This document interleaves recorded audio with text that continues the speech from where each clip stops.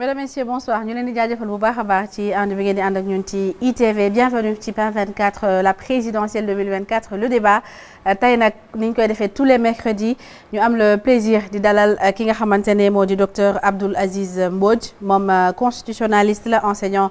chercheur en droit public fële ci université bu Bambey nekk également chargé de communication bu PRP coalition Déthié Fall 2024 docteur ñu ngi lay nuyu di la dalal. Aïssatou maa ngi lay fay di nuyu aussi téléspectateurs yi di am mbégte lool desuwaat fii donc ITV voilà jërëjëf. alors may préciser que moom mooy maire bu Ndiédiène alors Théodore non Zator Mbaye d'abord Zator Mbaye membre de l'AFP Alliance des forces de progrès bu Moustapha Niasse bokk ci coalition Benno Bokk Yaakaar yow itam ñu ngi lay nuyu di la dalal ci plateau bi. maa ngi lay fay Aïssata di kontaan di leen féliciter ci liggéey bu am solo bi ngeen di def ci fan yi jërëjëf. donc mu doon lu am solo mooy nuyu aussi kàngam yi nga xam ne ñoom laa bokkal waxtaan wi ak téléspectateurs yi ñuy seetaan internautes yi di ñaan yàlla waxtaan wi amal njëriñ askan bi. alors keneen ku ñuy àndal ci waxtaan bi di Théodore Chérif Monteil moom mu bokk ci coalition MLD Tekki 2024 MLD Mamadou Lamine Diallo Tekki Théodore Chérif Monteil yow itam ñu lay nuyu di la jaajëfal. maa ngi lay fay Aïssatou di nuyu bépp téléspectateur ITV iRadio di leen ndokkeel ci liggéey bi ngeen di def liggéey bu mucc ayib bi. Vraiment temps yi gis nañ ne que journalistes yi ñu ngi traité actualité bi ni mu waree di ko yeggal fi mu war a yegg ndax sénégalais yi bañ a am dara lu leen ci la xew ci réew mi di ñaan yàlla mu ubbi suñ xol leeral suñ xel te def ci suñ gémmiñ kàddu dëgg ndax liñ fiy taataan tey am njëriñ ci askanu Sénégal. jërëjëf alors keneen. ki ñuy àndal ci waxtaan bi Cheikh Oumar Sy coordonnateur avec di Alliance pour des valeurs éthiques et citoyennes liggéeykat yi moom avec di soutenir candidat bi nga xamante ne moo di candidat bu Benno Bokk Yaakaar di Amadou Ba Cheikh Oumar Sy ñu ngi lay nuyu di la jaajëfal. merci Aïssata merci beaucoup pour invitation bi maa ngi nuyu téléspectateur Sen kii ITV et E-Media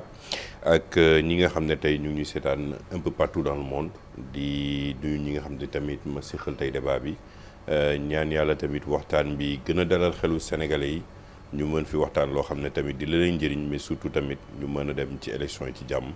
ñu fal président te yàlla def fi tamit ñu delluwaat suñu activité ci jàmm. amiin alors information bi. ITV emedia.sn iRadio ñoo leen jox exclusivité ki nga xamante ni moo di président Macky Sall boobu ba tey nit ñi di ko xaar pour mu wax mu fas yéene jël kàddu suba incha allah 19h di juróom-ñaari waxtu ci ngoon. du ko def moom kese nag nekkul adresse à la nation yi ñu faraloon gis muy def mais da ko def format entretien moom ak 4 journalistes kenn ki war a jóge RTS keneen ki war a jóge ITV ak journaliste boo xam ne Seneweb lay jóge ñu war a waxtaan lu tolloog benn waxtu ak président Macky Sall ndax dina organiser élection balaa le 2 avril ndax Macky Sall day yokk tuuti mandaam ndax day joxe date bi suba ñu xam ndax day organiser élection yi suba dafay démissionner lépp incha allah suba bu entretien bi jeexee ce sera diffusé en direct naturellement sur ITV di ngeen ko mën a seetaan di ngeen mën a xam lan moo ci tukkee alors damay tàmbali ak docteur Abdoul Aziz Mbodj président Macky Sall ñu ko doon xaar boobu ba tey ñu wax ndax format bii nga doon xaar mu waxee ak lan ngay xaar ci entretien bi mu war a def suba. jërëjëf Aïssata di encore nuyu sama co-débatteurs yi sama grand yu baax yi di nuyu ma nuyu aussi waa Ndiédiène waa Ndiobène Talen surtout di leen jaale donc suñu rak le gendarme Souleymane Diop donc tey di ko jaale la gendarmerie nationale waa Descos donc ñoom ñëpp donc ñu ngi fa woon donc defal ko levée de corps donc ay ñëw gunge ko donc ñu ngi saluer aussi donc taxawaay boobu nga xam ne gendarmerie ñu ngi koy taxaw ci seen i éléments donc pour ñu ñëwee nag ci sa question bi mooy que non man bu yàgg laa wax ne le président de la République nous doit un discours parallélisme des formes dafa am solo dafa ñëw jox nit ñi rendez-vous à 14h bon c'était pas déjà habituel mais à la nation 20h la doon nekk donc mu ñëw 14h. le 3 février. 3 février fi nit ñi war a añ juróom ñu ngi fekk man ma jógee ak président Déthié Fall RTS mu dem defi enregistrement mu def lu historique lu yàq deru Sénégal partout mu def un coup d'état constitutionnel maanaam un changement anticonstitutionnel de gouvernement maanaam ñambaas ci mandaam dara te noonu lañ koy tuddee nee nañ du yokku du dara mais ab ñambaas la wala en tout cas am na nuñ koy interpréter ak nuñ ko mën di defee conseil constitutionnel won na leen ne donc mënul nekk donc mais il nous devait man le lendemain dafa waroon janook Sénégalais yi comme communiqué boobu ñu bind janook Sénégalais yi wax leen ne donc danaa tënku ci décision conseil constitutionnel proclamer une date comme ni ñu ko waxee ci communiqué conseil des ministres bi finalisation du processus dafa ne mu ngi demander ministre des finances ministre de l'intérieur ñu jël les dispositions nécessaires pour ñu finaliser le processus ça fait écho et c'est important parce que conseil constitutionnel sa décision est sans appel ay grignoté ut keneen dugg ak ay grignoté éliminer Amadou Ba dugal keneen ak yooyu mënul nekk je pense que moo tax conseil constitutionnel taxaw finaliser le processus le mot est choisi. Non, le mot c'est extrêmement important. Achever donc le processus électoral qui doit en principe être achevé avant la fin de son mandat. Loolu c'est extrêmement important. Maintenant nag bon puisque ñun xaar nañ li nga xam ne li ma jàpp ne moom moo gën a cohérent parallélisme des formes donc choisir ñëw donc wax ak ay sénégalais jàpp naa ne journaliste yi fay dem moom na ko gën a yaatal nag. Alors pourquoi 4 donc ñu xamante ni en tout cas nañ ko laaj questions yi sénégalais yi ñu di parce que yéen a nekk taskatu xibaar yéen a ngi dajeeg sénégalais yi yéen a ngi dajeeg acteurs politiques yi surtout ci plateau yu mel nii donc da ngeen ko laaj questions yi nga xamante ni moom la sénégalais yi di xaar donc mu xëy na dina ci tontu te li ma jàpp mooy que expression boobu day wane ne xëy na taxaw na thème comme ni nga ko waxee moo ne dina tënku ci décision conseil constitutionnel na da war a def élection yi avant en tout cas donc parce que moo war a organiser les élections de son successeur et son mandat se termine le 2 avril c'est extrêmement important. Donc da ngay xaar demain mu préciser ko wala. non demain attente particulière par rapport ak li muy war a wax demain li ma war a wax mooy que da ko war a préciser la date de l'élection parce que loolu la ñu xaar même bu nekkee ay dialogue ak yooyu yëpp am na beneen affaire ndëgg sa tax ba mu dugal. ay dialogue donc construire leneen moom jamono yi li ko dese ci nguur gi mënatul loolu du moom moo ko mën a def jamono ji il avait 12 ans en vérité pour ñu am ay institutions yu viables amoon na 12 ans pour ñu am un processus démocratique boo xamante ni donc intègre donc loolu yëpp donc da koo lajji donc bi mu nee ba fin de mandat la xam ne moom yi mu fi tegoon ci ay réformes dara dëgëru ci ay parrainage dëgërul donc peut-être même institutions yi nga xamante ni moom moo ko def dëgëruñ donc loolu à l'épreuve des faits à l'épreuve du temps donc wane na ne donc institution yooyu wala réforme yooyu donc baaxuloon mais nag est-ce que fi ne nii li ko dese ci jamono mu bugg a woo nit ñi ci dialogue non loolu mënut yenn wut maanaam à défaut bu ko deful li may wax mooy que les candidats parce que aussi conseil constitutionnel même bi mu ko delloo président la loolu man keroog bi décision bi commentaire bi ma presse woowee dama ne y a un goût inachevé le conseil constitutionnel moom amoon na prérogative bi mu ne le décret est arbitraire la loi est anticonstitutionnelle amoon na droit ne fii la ñuy organiser élection yi parce que dara sax moom kese la constitution may mu am benn porox ndalu reporter élection bon article 29 la gars yi article 34 lañ tudd yaa ngi dégg il faut ñu ñëw ci biir débat bi bu baax a baax comme constitutionnaliste nga am na ay leeral yu am solo yoon ci war a mën a indi loolu conseil constitutionnel bu ko defoon rek daanaka affaire bi jeex na bu gënoon ne dama ciy tënku rek nekkoon peut-être ñu ngi campagne pour dem suñu élection loolu parce que aussi donc c'est conseil constitutionnel moo maintenir le flou. Non, si sa décision moom danaa c'est un daf ñu jox goût inachevé. Bien. Donc même bu nekkee am na sursaut. Le sursaut bi nga xamante ne moom la waroon kii mooy que donc bi élection yi kii ñu jël parce que loxoom lañ téye moom mooy chef d'orchestre élection présidentielle président la amul ci benn marge de manœuvre. À part convoquer le corps électoral jël décret déterminer la date donc amul benn marge de manœuvre bu mu am ci élection présidentielle donc bu ci dugalee loxoom donc c'est arbitraire. Bien. Et loolu que le conseil l'a rappelé. Alors Zator Mbaye le Sénégal l'Afrique le monde di déglu ki nga xamante ne moo di président Macky Sall suba lan ngay xaar ci discours bi ndax jàpp nga ni demain enfin il va préciser la date de la présidentielle. Alors dama bokk ci ñi bëgg ñi foog ne paaka kenn du ko jiitu ci mbaram benn ñaareel bi dama bokk ci cabinet président de la République. gëm naa ne il parlera aux Sénégalais ci anamu président de la République. Ce n'est pas un candidat qui va parler c'est pas quelqu'un qui est dans le jeu politique qui va parler mais day wax ak ki nga xam ne mooy borom kër di wax ak njabootam ce qui est logique et normal. dama jàpp ne pëccaxoo bu amee sa biir kër dana baax nga génn wax ak nit ñi ku ci nekk nga wax ko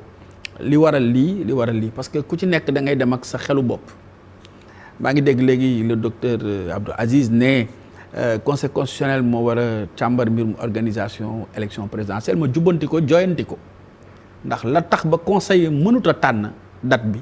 c'est parce que du moom la loi bi jox prérogative bu organiser élection yi tey boo liiree communiqué conseil des ministres da ngay gis clairement li président ne ministre des finances du neen ndax kooku moo yore comme que ca war a dem ministre de l'intérieur du neen ndax kooku moo yore organisation matérielle mu woote nit ñi pour ñu concerter wu est-ce que la muy woo nit ñi pour ñu concerter wu c'est pour jàpp datu élection est-ce que dina yell ci moom mu jàpp date ba pare woo leen ne leen lu ngeen ci xam ndax ñoom ñi kat fan yi passé bi mu jëlee décret dàq mbir mi ñoo ne président bu ñu sañoon mu wooñu waxtaan ak ñun bala moo jàpp date bi yoon mu woo leen ñëw leen ñu waxtaan pour xool ban date moo yell pour ñu organiser élection yi je pense que la war mooy ñu dem ci waxtaan wi déglu ko te nag il faut que ñu bàyyi li ñuy dugal ci xelu sénégalais yi mandat président mi ngi jeex le 2 avril amul lu ko wax amul lu firndeel loolu mandat président mi nga jeex bés bi nga xamante ne ka koy remplacer toog na. mais tradition bi c'est que installation bi am le 2 avril. tradition nga wax tradition mooy aada du alxuraan du bible aada la rek da ngay gis ku xëy suba teel sotti ndox ci buntu këram aada la du ko yokk dara du ko wàññi dara mais gëm na ko mais bés bi président di joxe li naan li def la passation de service bés boobu la mandaam di jeex li nga xam ne xew na fi ci fan yi conseil constitutionnel dàq na li nga xamante ne mooy décret bi président jëloon ba pare ne datu 25 bi mënatu la ne loo ci mën a jàngee mooy maanaam corps électoral bi nga xam ne président convoqué woon na ko corps boobu mënatu la jóg ndax bés ba taxoon ñu convoqué ko bés boobu nax saay na lay waraat mooy woote waat beneenu bés pour corps électoral bi egsi te li ma yër ci code électoral bi jàpp naa ne date bi nga xam ne délai bi président war a am pour convoquer corps électoral bi suñ nga xaymaa foog naa dana war a doon toll ci 80 jours fii ak le 2 avril jàpp naa ne 80 jours xaju fi sama xalaat laa wax. mais le 2 avril quand même Macky Sall dina def juróomi at à la tête de ce pays constitution daf ko mayoon juróomi at kese. xam nga mandat bi su dépassé juróomi at yooyu loolu ñu ko mayoon est-ce que am na droit teg ci benn fan su ko dépassé ci lan lañ jëm. xam nga mandat bi juróomi at la laalu mandat bi waaye texte bi nga xam ne moo ne mandat bi juróomi at la moo ne mandat bii nga yore yow yaa ngay fégal bu sa wujj di toog di aye dafa mel ni kër rek boo defee sa ñaari fan fii balaa sa ñaari fan yee ngay dem fee fii jeex donc tant que li nga ci mën a jànge mooy tant que président amagul ku ko remplacer moo waruñu ne le 2 avril le 4 ou le 5 xam nga li am solo tey mooy lan la classe politique ne devrait pas faire focus sur les prochaines élections. Pourquoi? Mais penser aux prochaines générations penser au Sénégal da ngeen foog ne président lii mu jël décision daf ko neex xam na nag lu ñu xamul ñun ndax boo nekkee président de la République yàlla dina dogal ne di nga am information yoo xam ne ñu bëri duñ ko am te doo ko mën a wax dafa mel ni borom kër rek sa kër di nga gis lu bëri wala nga yëg lu bëri loo xam ne doo ko wax sa njaboot mais li tax illa bi tax ba mu dàq élection yi. wax na ko. am na ay raisons yu tax yoo xam ne sénégalais ñu ngi koy. wax ñaxtu na ko ay jafe-jafe yu am diggante assemblée ci li mu jàpp ak conseil constitutionnel parce que. ci la bokk. waaw loolu ci la bokk ak leneen xëy na loo xam ne c'est des raisons yu mu mën a wax ak yu mu mun ta wax la tax mu taamu ne dana daje responsable politique yi force vive yi parce que du rek ñi nga xam ne ñooy dem élection. am na ñu demul élection ñoo xam ne da commencé na daje ak ñoom am na ñu nga xam ne bokkuñu sax Sénégal mi ngi waxtaan ak ñoom c'est pour que le Sénégal nekk ci dal ak jàmm xam nga ni ma gisee président de la République ban image la ma jox borom kër guy waaj a aji màkk rek defar sa valise bay génn sa kër di tàkk si ginnaaw foog naa ne charia dab na la waratoo mën a jubali aéroport dem màkk da nga war a mën a delluwaat sa biir kër xoolaat la fa xew aj boobu boo ko defulee doo ci jëlee bàkkaar foofu la ñu toll woon ci réew mi parce que li ñuy war a daw mooy liñ naan crise post-électorale. mais yàlla ñu ci dimbali. il y avait pas réellement de crise aussi à Zator. ci ce niveau quoi qu'on dise ñun journalistes ñu ngi doon liggéey correctement les Sénégalais xale yi waroon jàngi ñu ngi jàngi école assemblée justement mi ngi doon fonctionner conseil des ministres ñu ngi ko doon amal direction yëpp ñu ngi doon doxal donc comment expliquer que nan moo tax ñu war ñu mën a dugal suñu bopp tey que y avait une crise. xam nga crise électorale su amee du journalistes yi du élèves yi ce sont les acteurs politiques mais acteurs politiques yi seen biir ñu ngi doon tamante dëmm. mais ñu ngi woon tase assemblée. non di doxal du assemblée ñenn ci ñoom du assemblée. parce que ñi nga xamante ne ñeneen ñi doon waajal seen campagne. boo jëlee 20 yi nga xam ne nekk nañ candidat ñan ñoo ci am député assemblée da nga leen di wàññi kon du assemblée kese boo jëlee ñi nga xam ne taamu woon nañ ne dañuy bokk te ñu recalé leen 41 yooyu ñan ñoo ci bokk assemblée waaye ñi nga xam ne gis nañu ay rëq-rëq yoo xam ne gis nañ ko ci processus bi. te ñu ko doon fësal xam nga lu mu doon jur ku mën a falu ëllëg ñu ne la li nga faloo baaxul. est-ce que dañu waroon yegg ba foofu ndax yàlla mi ngi suturaal am nañu ñaari alternance démocratique yoo xam ne lundi nit ñi dañu xëy naan kafe liggéeyi est-ce que gënul ñu dellu ginnaaw li tubaab di wax reculer pour mieux sauter waxtaane question yi nga xamante ne war na mën a jur suba problème pour que buñ ci yeggee transition bi doon transition bu am solo. Bien alors Théodore Chérif Monteil président de la République war a jël suba kàddu jàkkaarloog ay journalistes tontu ay questions lan ngay xaar suba ci entretien boobu. en fait jërëjëf Aïssata di nuyu docteur Mbodj di nuyu Zator di nuyu suma xarit Cheikh Omar Sy personnellement comme mënuma def divination xaw ma lu président di nar a wax li ma yaakaar mooy que ne journalistes yi dinañ ko poser benn question par rapport au communiqué du conseil des ministres bu tey bi boo xoolee communiqué conseil des ministres tey bi muy jokkoo ak ministre de la justice dafa wax lu jëm ci réconciliation ak pardon réconciliation ak pardon nag boo ko junjee rek dañuy commencer xalaat amnistie donc j'espère que journalistes yi dañ ko wax mu clarifier loolu. La question avait été agitée il y a quelques jours. La question avait été agitée et je pense que c'est toujours d'actualité. Réconciliation ak pardon du grâce du libération yi ñu def bu ñu ko xoolee dañ koy méngale ak amnistie est-ce que dañuy préparer une loi d'amnistie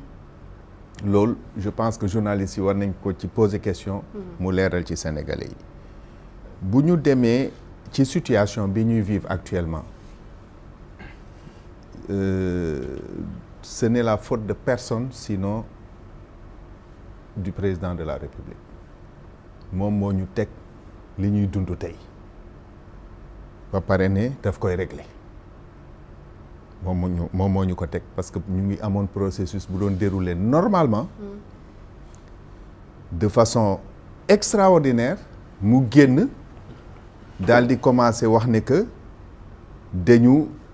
soupçonner ay juges constitutionnels de corruption c'est-à-dire position bi président de la République tollu waroon na jomb di wax loolu c'est extrêmement dangereux. Donc pour yow il y avait pas de crise non mosul am crise crise bu amoon conseil du jël ay décisions crise bu amoon assemblée du réunir di voter ay lois crise bu amoon gouvernement bi du fonctionner. Crise institutionnelle. loolu la ñuy wax crise institutionnelle mooy on a 3 grands pouvoirs l'exécutif le législatif et le judiciaire ñoom ñëpp ngi doon fonctionner correctement la preuve ci intervalle boobu ku ci nekk yaa ngi def sa liggéey normalement conseil des ministres mu ngi am l'assemblée se réunit le conseil prend ses décisions donc mënuñ wax ne crise amoon na foofu. Donc sur quelle base la jëloon cette décision? Mais dans le mode déclaratif comme ni mu ko defee dafa génn ne il y a une crise entre l'Assemblée nationale et le Conseil constitutionnel c'est-à-dire mënoo jóg en matière de droit de même scientifiquement déclarer benn affaire ne dëgg la da ngay indi ay firnde yu wone dëgg la amul benn firnde bu wonoon ne am na ay crise Donc sur cette base, il prend une décision, il fait voter une loi, yooyu yëpp conseil constitutionnel dàq ko wane ne méngoowul ak constitution. Aujourd'hui, il nous met dans une situation d'incertitude et même à la limite d'impasse. Même à la limite d'impasse. Parce qu'en réalité, bu ñu xoolee loi yi amul benn loi bu may tey président de la République mu jëlaat date. Amul benn loi bu ko may mu convoqué waat le corps électoral. Et l'histoire de son mandat termine effectivement le 2 avril.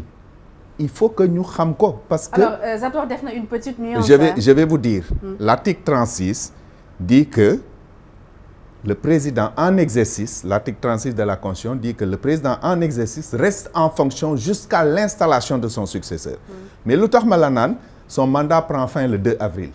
Il y a des actes qui ont été pris par rapport à cette date. Par exemple, quand l'article 31 vous dit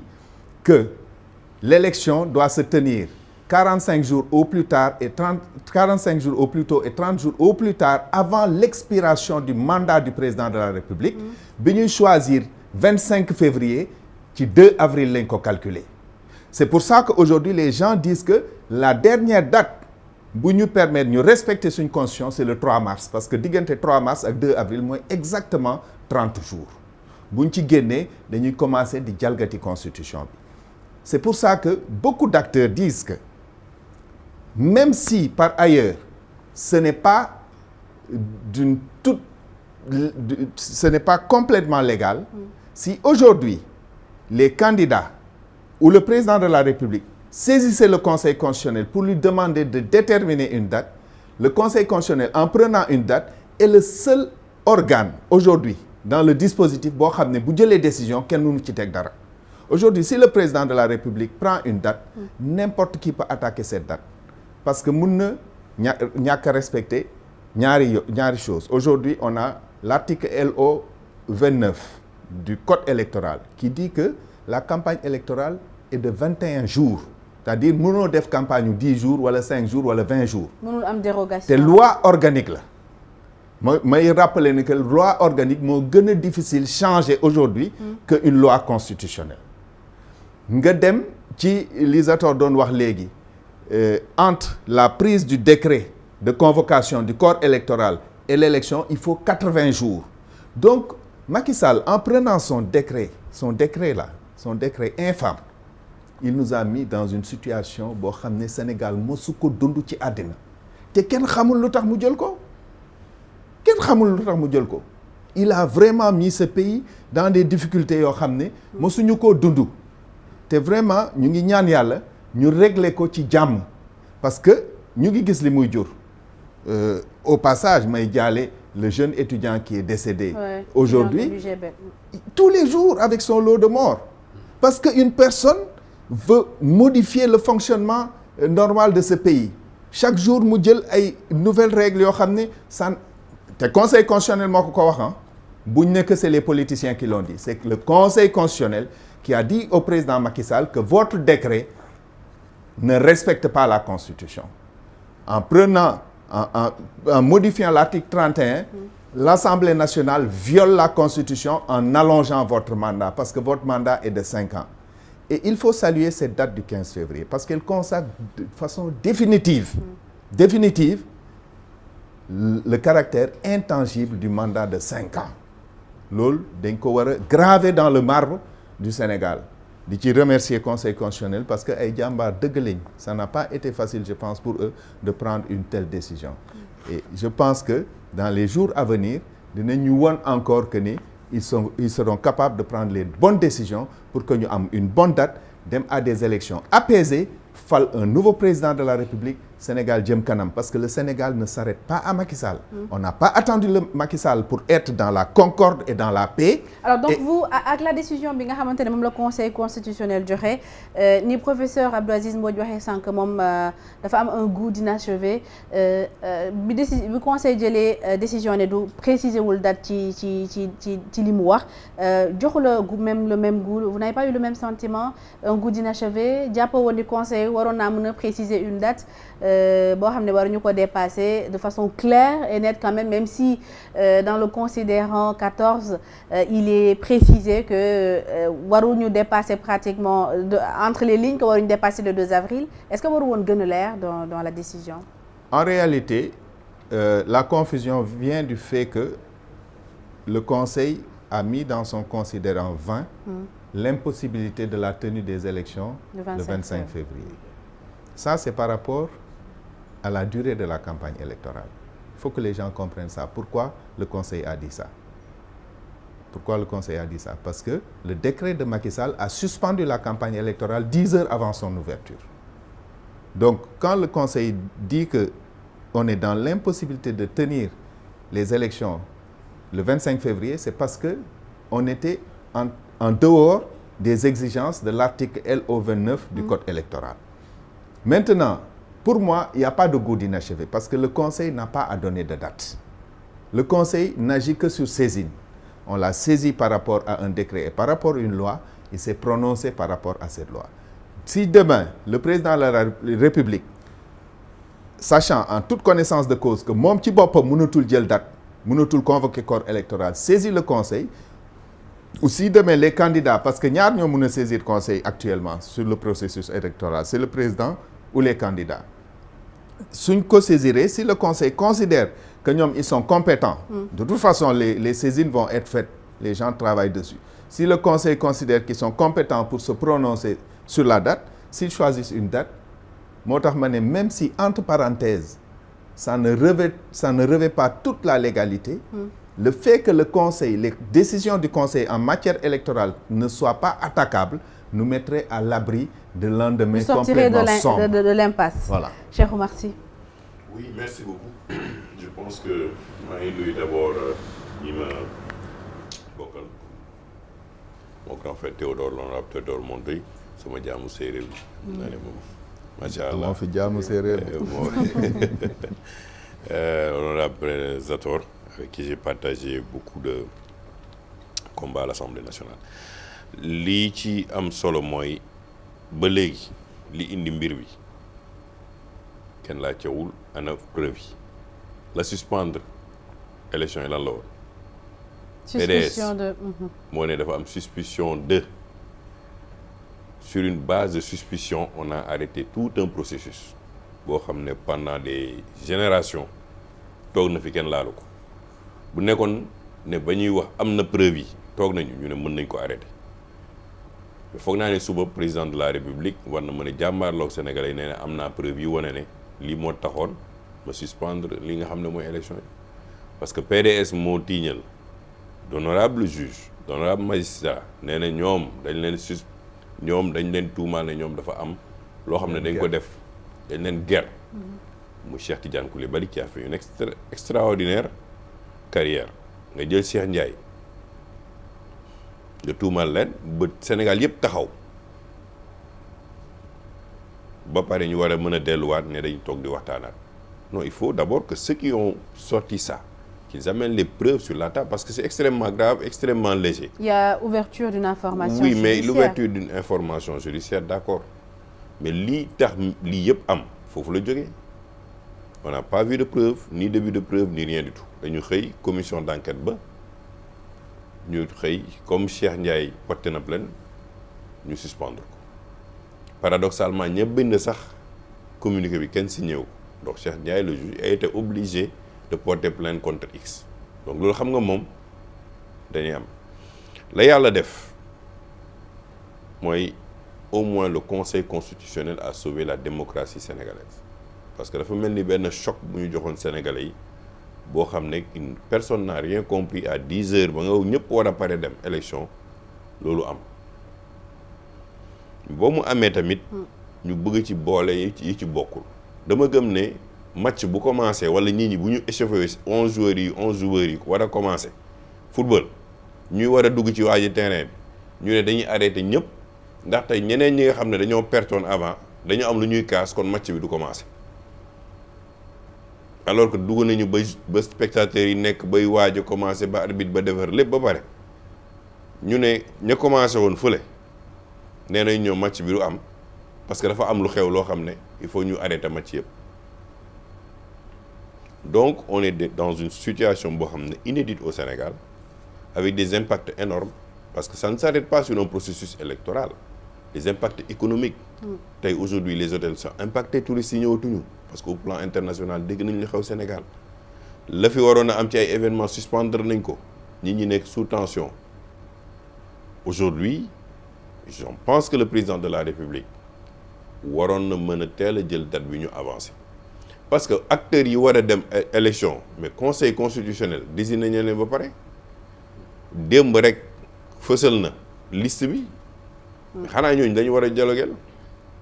mais heure bi nga xam ne président de la République ba muy jël décision di suspendre tamit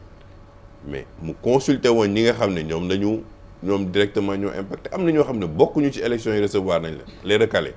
mais xanaa ñi nga xam ne ñoom ñoo concerné ci ñu choisir leen président waroon na leen mën a consulter ne damay damay suspendre kii bi loolu moo gën a rafet xanaa ñi recalé ñi nga xam ne bokkutuñu bu ñu leen waree mën a gis kon ñi nga xam ne tey dañ leen tànn ci tànnee ba ñu ne la nii da ngeen dem élection wala ñu mën a toog ñu recalé yi ñoom ñoo sollicité woon waaw dañ ko bëgg a gis mais par élégance war nga mën a informer sax ñi nekk en cours nga leen ñi recalé yi se recevoir leen lii la ñuy joytu mais ça m'oblige dama am ay information yi nga xam ne dañ may obligé ma arrêté parce que ñooñu génnee nañu ay dépenses yoo xam ne c'était lié à leur campagne jëloon nañu ay oto jëloon nañu ay engagement def ay frais ba pare war nga mën a toog wax leen lu am lu yenn maanaam mais on est arrivé à ce stade je pense que aujourd'hui le président de la République ak lu ñu mënta wax parce que tuñ tamit yéene nañ ko lu baax ak tout ce qui est arrivé aujourd'hui moom nee na jàmm lay woote nee na dialogue lay woote peut-être que ni ko Théodore ñëwee gis naa ci conseil des ministres benn parti boo xam ne référence bi boo ko xoolee ci loi d'amnistie la ñuy yóbbu ci li ma yaakaar ci li ma lire li mu demandé ministre de justice def ko comme da ngay woote jàmm bi Sénégalais gën a wut fu mu ne nii mooy le 2 avril nga joxe lenge yi parce que loolu c'est ancré dans nos valeurs républicaines c'est ancré dans nos institutions ñi fi jaar ñëpp def nañ ko mu defee ko noonu parce que boo ko deful noonu suba Cheikh Omar bu ñëwee dina jalgati yoon def leneen loo xam ne lu ci alors le 2 avril mu joxe lenge yi su organisé ba pare wala peu importe. su organisé ba pare parce que organiser élection bi dafay am lu muy protéger lu bëri la ca des moom li mu fi def 12 ans yaakaar moom mu def fi lu gën a extraordinaire mooy président bu ñëw ñun mën nañu toog ak moom waxtaanaat ak moom diiru un an et demi processus électoral beeg jalgati yi fi amoon ak conseil constitutionnel ak yooyu yëpp mais loo mënatul dialoguer parce que mënuñu dem ci élection ñu ne dañuy woote pour ñu dialoguer pour ñu dem ci élection nga dem élection ñu arrêté élection yi pour ñu ne dañuy delluwaat dialoguer pour delluwaat élection ça n'a pas de sens économiquement c'est très lourd ça pèse sur l'économie sénégalaise. alors suñu deful dialogue naka la ñuy def ba génn ci impasse bi nga xamante amul xam nga ak naka la ñuy def ba acteurs politiques yi trouver un consensus autour de la date aujourd'hui ñoo war a def consensus mooy ñi nga xam ne conseil constitutionnel clairement génn na liste bi ñi nee na ñi ñooy dem élection mais loolu jeexal na wax gis nga bu ñu joxoon yeneen pàcc yi nga xam ne conseil constitutionnel nga mën ko attaquer kon kenn du dem élection parce que ku xëy attaquer donc moo tax ñu ne yenn décision yu conseil constitutionnel yi jël kenn mënatu ci teg dara parce que il faut ñu mën a avancer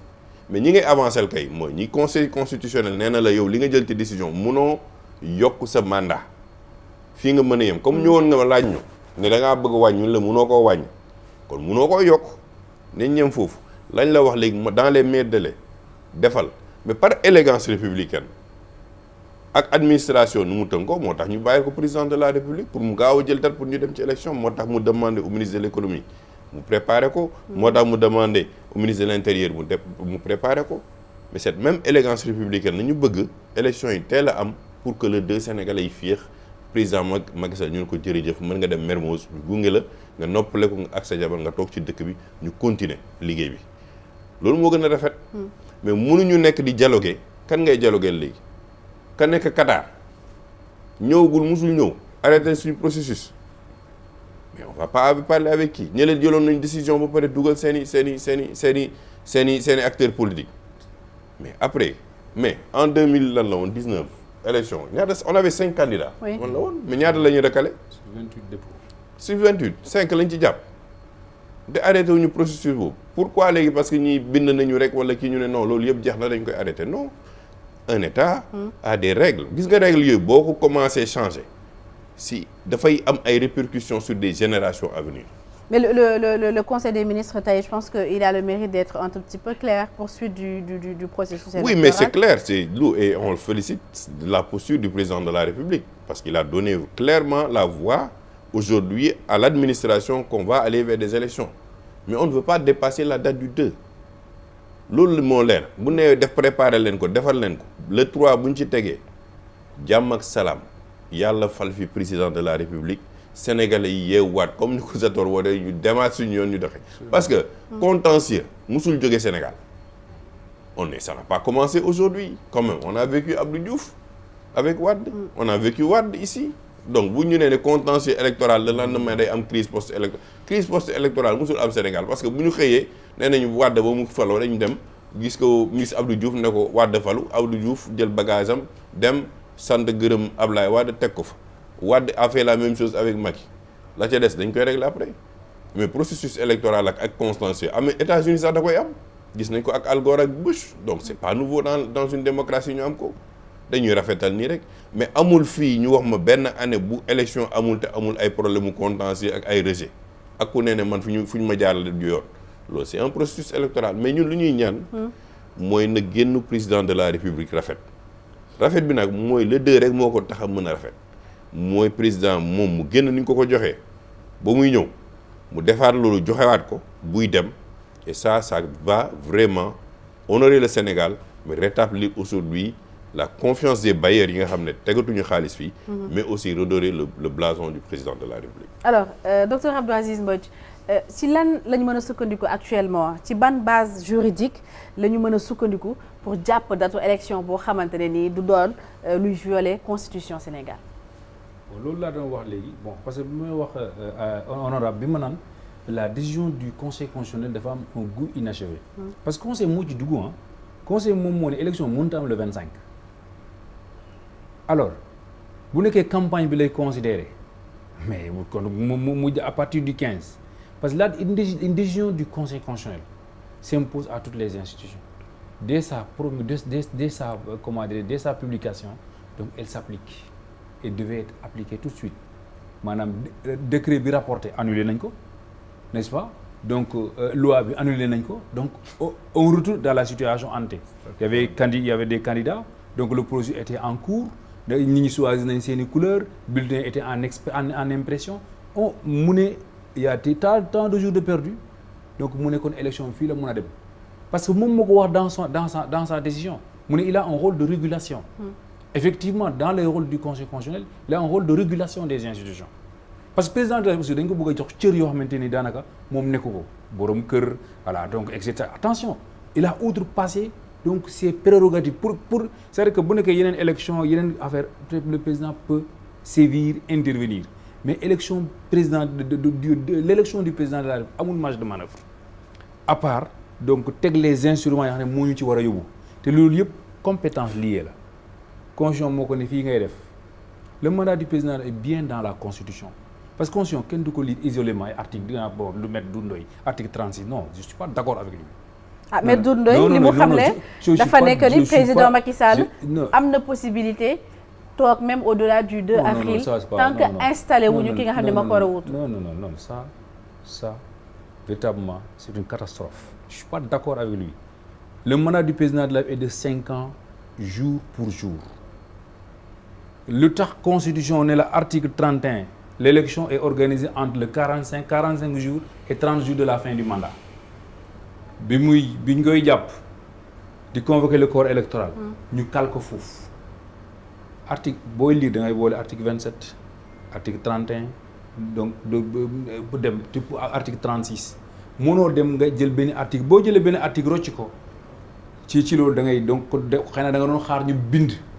mais parce que ñu on a choisi d'installer notre président de la République le 2 donc le mandat est de 5 ans nee nañ ko mënoo ko yokk mënoo ko wàññi donc boo demee le 3 le 4 yaa ngi yokk mënuñ ko yokk dafa ne quelles que soient les circonstances quelles que soient donc on ne peut pas augmenter le mandat ni réduire du fait du jeu politique du fait donc c'est-à-dire que mënuñ am une semaine de plus parce que loolu moo conforme à la constitution. donte installé wul son successeur. non parce que léegi buñ yeggee ba le 2 te organiser wu élection daf ñuy delloo ci décret bi mu defoon même s'il reste il est dans une situation arbitraire qui ne serait pas conforme à la constitution maanaam comme bi mu jëlee décret bi ne abrogé naa décret bi ma jëloon convoqué corps électoral coow li topp ko adduna bi di wax mais bu ñu demee ba le 2 organiser élection on retrouve dans cette situation un président donc sans titre donc sans fondement légal donc une présidence donc illégale donc non conforme à la constitution. Et à ce stade de la procédure. lan moo war a nekk taxawaay conseil constitutionnel am na baat bu ko trahir léegi dafa ne transition en tout cas chez nous dans notre jargon transition c'est autre chose est-ce qu'on va bu ñu demee ba le 3. bu ñu demee ba le 2 bu ñu def transition dañu jël président de la République xanaa teg na leen. vacances de pouvoir. parce que vacances de pouvoir moom moo ko war ci moom la jógee. waxuma moom transition cabinet bi baat boobu yaa indi baat bi n'est-ce pas ñu def transition bu rafet donc l'expression transition signifie chez nous autre chose bu ñu demee ba le 2 le président la organiser élection parce que administration mooy organiser élection il est le chef de l'administration conseil constitutionnel ñoom ñoo ko delloo ne ko organiser élection dans les meilleurs délais bi mu jotee décision bi le 15 la waroon alors donc sóoraale li tax conseil constitutionnel donc ne mënuñ organiser le 25 le processus est lancé. alors donc le 2 avril ñëpp a ngi taxawoon donc pour dem élection. docteur Mbodj n'est-ce pas. le 2 avril. oui su fekkee ni élection amuñu président bu bees bu procédure bu ñu demee ba toll foofu lan mooy nekk taxawaayu moo war a nekk plutôt taxawaayu conseil constitutionnel. waaw mais on doit constater la vacance du pouvoir. maintenant est-ce que am na ñuy poser la question bu ñu yeggee ci vacances yi est-ce que le président de l'Assemblée peut assurer la suppléance non. La suppléance est intuité personnelle il est lié à un président en fonction c'est une situation inédite benn impasse la ñuy dugal même peut-être même xanaa ay colmaté pour donc faire donc benn genre nu mu tuddati suppléance boo xamante ne président assemblée nationale la ñu installé ñu bugg a indiwaat beneen yeneen forme d'interprétation parce que boo buggee indi suppléance alors que mandat bi jeex na nga bugg indi président de l'assemblée bugg fa toog 60 à 90 jours. loolu tu nous mets dans une situation boo xamante ni aussi boobu c'était pas conforme à la constitution pour man bu demee ba mandat bi jeex on est dans une situation de vacance du pouvoir que le conseil constitutionnel doit constater xëy na fa lay dialogue di amee di chance te waruñ fa yegg parce que li mu jéem a def nii on convoqué ay dialogue loolu moom il a perdu du temps pour le convoqué na fi ay dialogue mooy ay conclusions appliqué ko le dialogue de 2019 am na ay conclusions appliqué ko yu am solo. def na fi dialogue bon bi ñu xaw a appliqué tuuti mooy bi jéego élection bi ñuy wàññi ay parrainage ay caution et cetera modification article mais on pouvait aller beaucoup plus loin on a fait des réformes yoo xamante ne véritablement du ay réformes consolidantes amul parrainage c'est pas consolidant ça a montré toutes ses limites bi ñu koy wotee dañoo garder assemblée nationale dóor opposants yi arrêté leen loolu consolidante la parrainage moom moo ñu indi 20 candidats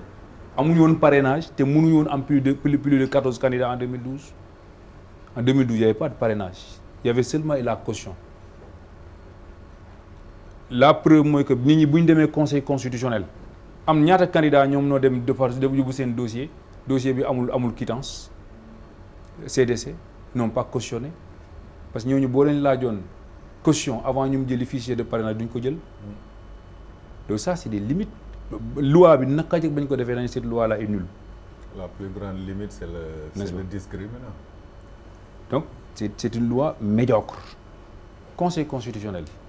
mais tey amul théoricien du droit amul un théoricien du droit constitutionnel. acteurs politiques yi nanguwul toog waxtaan surtout les candidats yi nga xamante ne ñoom ñooy les plus concernés par ce processus. suñu toogul waxtaan naka la ñuy génnee ci impasse bi ñu nekk. impasse bi parce que nit ñaa ngi dialogue yaa nit ñaa ngi wax. Le FC25 ñoom wax nañ seen i kii les gens ont proposé des dates il y a un dialogue ah nit ñaa ngi def seen i proposition maintenant nag ki jàpp ne moom mbir mi te élection présidentielle moom amul ci prérogative lim sañ-sañ yim ci amoon yëpp cartouches yooyu dóor na ko épuisé na toutes les cartouches léegi benn moom moo fi des boo xamante dama ne interprétation par analogie de l'article 29 parce que reporter élection benn yoon lañ ko may conseil constitutionnel moo ko mënoon def article 29 dinaa sax ñu tudd article 34 donc article 29 moo ne bi ñuy déposer liste yi avant ñu proclamer la liste définitive mu am benn candidat bu décédé le conseil reporte l'élection donc il est possible encore de faire de nouveaux dépôts mais après day jàppaat alors donc une nouvelle date. Je pense que loolu la PDS bëggoon profité ba avec le retrait de Soham non c'est pas possible. article 30 amul article 34 amul benn possibilité donc voilà de report ou de voilà donc même entre les deux tours article 34 ne donne pas il faut lire tout l'article 34 il n'existe pas de possibilité de report. La seule possibilité qui existait dans la constitution c'est l'article 20 et on a dépassé ça mais jàpp naa ne par analogie parce que li fi am c'est inédit nga dem boo war a démarrer sa processus président de la République comme ku yore damier rek mu ñëw jaxase ko indi nag ay argument yoo xam ne amul benn argument boo xam ne benn sénégalais nangul na ko suspicion de que un président de la République yow présomption d'innocence ñu constitutionnaliser ko président de la République nga ne dafa am suspicion de corruption te nga arrêté luy processus électoral kon moom waxuñu li nga xam ne moom moo xew ñëpp a ngi joxoon ne il y a des difficultés avec Amadou Ba ils veulent éliminer et cetera mais loolu ñun suñu yoon nekku si moom bu dëkkee moom moo tànn Amadou Ba mu dem bu ci biir donc sawaratu ci Amadou Ba mais c'est son affaire lu tax jëlul ñeneen ñi ça c'est son affaire c'est leur cuisine interne c'est privé loolu on peut pas opposer ça en vérité au processus électoral sénégalais on peut pas opposer ça aux Sénégalais. Bien. Donc lépp lu ñu mën di def fii. day gën di maanaam gas pele bi c'est affaire bi ñaaw na ba pare sortie honorable non jàpp naa ne moom c'est difficile déjà léegi nag moom mooy tànn donc di continuer di tirer parce que c'est vrai que dans le comité dafa ne finalisation mais dafa indi ndëgg sa rax muy waxaat affaire u dialogue ak force vive ak mais ces forces vives ne peuvent pas remplacer en vérité la constitution on a une constitution léegi nag xanaa dafa bëgg a suspendre constitution bi bu suspendre constitution dañu nekk situation boo xam ne donc d'un pays en guerre d'un pays en sortie de crise et cetera bon parce que c'est vrai que crise la waxoon sans invoquer l'article 52 parce que xamoon na ne bu muy wax crise bu invoqué article 50 dañ ko ne mënoo modifier constitution parce que pendant l'exercice de ces pouvoirs exceptionnels léeg-léeg nga dégg sax waa Benno di ba bëggoon bu exercer pouvoir constitutionnel bari marge de manœuvre parce que pendant l'exercice des pouvoirs constitutionnels on peut pas modifier la constitution li ma jàpp daal mooy am na temps si la maanaam situation exceptionnelle mesure exceptionnelle am na temps pour jàpp la date des élections maintenant si le processus est lancé ñu dem élection au moins les élections sont en cours bu nekkee processus bi en cours jeexagul nag man foofu nag man jàpp naa sax bu ñu yegee ba le 2 fekk au moins alors donc def nañ premier tour deuxième tour am foofu xëy na nit ñi sax mën nañ mu ñëw rek processus bi yegg bu fa defee benn 10 jours peut-être benn 15 jours ki koy remplacer mais tu bloques le processus donc volontairement parce que moom moo créé lépp te bu léegi nii bi ñu ko delloo baat bi deful dara. donc di xelaat donc alors donc le 2 nan lay def. bien le processus doit être relancé. toujours est-il que nekkoon nañ ci ay tolof ci ay fan ay ndaw ñàkk ci seen bakkan ñeent tey la yegg ba ñeent. ministre de la justice Aïssata Tall Sall garde des Sceaux démb janoon na ak taskati xibaar yi doon tontu ay questions yu ñu ko doon laaj ay questions réponses njëkk indi ay explications ci depuis samedi passé ak léegi li ñu constaté muy ay détenus ñoo xam ne dañ leen jàppoon ci ay manifestations yu amoon diggante mars 2021 ak léegi ñu daal di leen di libérer moom démb mu préciser que bàyyi négandiku la libération provisoire la ay ñoo xamante ne yenn tuuma yi xawoon na di torop alors ndax jàpp nga ni yow Zator Mbaye mesures yi nga xamante ne jël nañ ko benn bi di li nga xam ne mooy libérer les détenus yi nga xam ne ñenn ñi jàpp nañ ay détenus politiques lañ c'est des mesures d'apaisement yoo xam ne elles seront efficaces. Aïssatou balaa boobu dama bëgg nga may ma rebondiraat ci li ñuy génn léegi parce que. Visiblement le temps est très déséquilibré ñett contre man. vous n'avez pas recommencé c'est quand même déséquilibré donc may ma tuuti rek ma am lu ma ñambaas ci waxtaan wi. d'abord di jaale ñi nga xam ne gaañu nañu parce que benn bakkan bu rat rek ëpp na. saaka nag depuis 2021 quand même il y a eu beaucoup de morts te malheureusement ñi leen di génne ñu dee dégguma kenn ne sama doom bokk na ci sama jarbaat bokk na ci wala sama jabar et loolu nag. daf ñu war a interpeller ñun acteurs politiques yi ñu xam ne c'est vrai war nañu mën a kaas bu ñu amee lu ñu metti mais teg ko ci yoon bu ñu nee dañuy marche wala dañuy xeexi mais yow jiitul ma topp ci. mais dañuy xeex dem leen ngeen jaay seen bakkan après c'est les parents qui perdent parce que ñi ca gaañu seen i mbokk seen i jabar seen i yaay ñooy am lu leen metti kon ñu ngi jaale ñooñu bu baax a baax xam nga fii li tax débat bi neex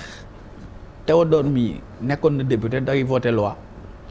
Cheikh Omar day voté loi nekkoon na ko ki nag moom docteur la ci wàllum constitution ci wàllum droit su ma leen dégloo xam nga la laay dégg ñu bëgg président jalgati yoon parce que quand vous dites nañ ko def le 3 fu ngeen koy teg parce que le 3 moo leen neex on est aujourd'hui là. Pour respecter la passation de pouvoir le 2 avril. Non, mais attendez. Le président Abdou Diouf a remplacé le président Senghor. C'était pas le 2 avril. Amul fenn ci constitution bi fu ñu bindee le 2 avril. nañ ko génne nañ génne article nangam nee na le président doit passer le pouvoir le 2 avril nañ ko génne ku ko am rek na ko génne man mosuma ko gis. Mais les situations n'étaient pas les mêmes, Zator. Non. La Constitution ne parle pas du 2 avril amul fenn fu Constitution bi bindee ne article xam nga sànq ba léegi ñu ngi lim ay article nan la génneel article nangam bu ne le président doit passer le pouvoir le 2 avril ça n'existe pas autant loolu amul autant am na ay articles yu ne pour que président mën a convoquer le corps électoral il faut 80 jours campagne électorale bi 21 jours loolu ay loi ñoo ko organisé soo leen déggee mooy président na woote suba ne bon écoutez on va aller aux élections le 3 mars léegi campagne bi ñaata fan lay doon kan mooy décider loolu c'est une loi qui organise la campagne ñaata temps lay def premier tour deuxième tour ñaata temps lay def période contentieuse bi ça ce sont des lois quand même man bu ma déggee député yu ne président na def le 3 parce que ñoom le 3 moo leen neex mais le 3 bi président def fan la koy teg amul benn base légale bu permettre président fi ñu toll nii mu organiser élection le 3 gisuma ko bokk man ñoom bu ñu ko gisee nañ ma ne nii lay def ak nii parce que c'est facile cet élément de langage là qu'on fait circuler oui le 3 président lan la ñu teguñu dara mais président dans cette opération c'est lui le grand perdant bu amee ku ñàkk dëgg moom la parce que pare na pour dem c'est son image qui a été attaquée c'est sa personnalité qui a été attaquée. À qui la faute? Mais xam nga du faute c'est une responsabilité c'est pas une faute c'est une responsabilité xam nga dafa am ñu nga xam ne amuñu benn responsabilité dëkk bi tàkk suba dëkk bi nit ñi nekk dans une situation d'instabilité seen yoon newu ci. bokkul nag ak nga xamee ne dafa tabax ba pare au moment de passer le pouvoir am na lu man je suis persuadé quand on me dit qu'il n'y a pas de situation de crise mais li xew fan yi musul xew Sénégal député voté loi conseil constitutionnel rejeté assemblée bind communiqué daal ci conseil constitutionnel président de la république jël décret gars yi teggi je veux dire c'est une situation assez exceptionnelle que l'on vit imbroglio total nee na ñu élection mosuñ ko reporter dans ces conditions il n'est jamais arrivé à la veille des élections ñu poser problème de corruption jëm ci ñi nga xam ne ñooy atte saa yi nee na match doo ko reporter bu ñu duggee ci terrain ba pare mais il peut arriver match ñu ne match arbitre bi doyuñu dañ koy changer c'est possible parce que tey ñi nga xam ne ñoo yoroon war a saytu mais doy am na ñoo xam ne dañu leen contester je ne suis pas en train de dire que ñoo def wala defuñu mais dañ leen contester quand le docteur me dit que le dialogue de 2019 n'a rien produit je suis pas d'accord Khalifa Sall Karim Wade lu leen boolewaat ci jeu politique bi. Est-ce que ce n'était pas là l'erreur justement dialogue 2024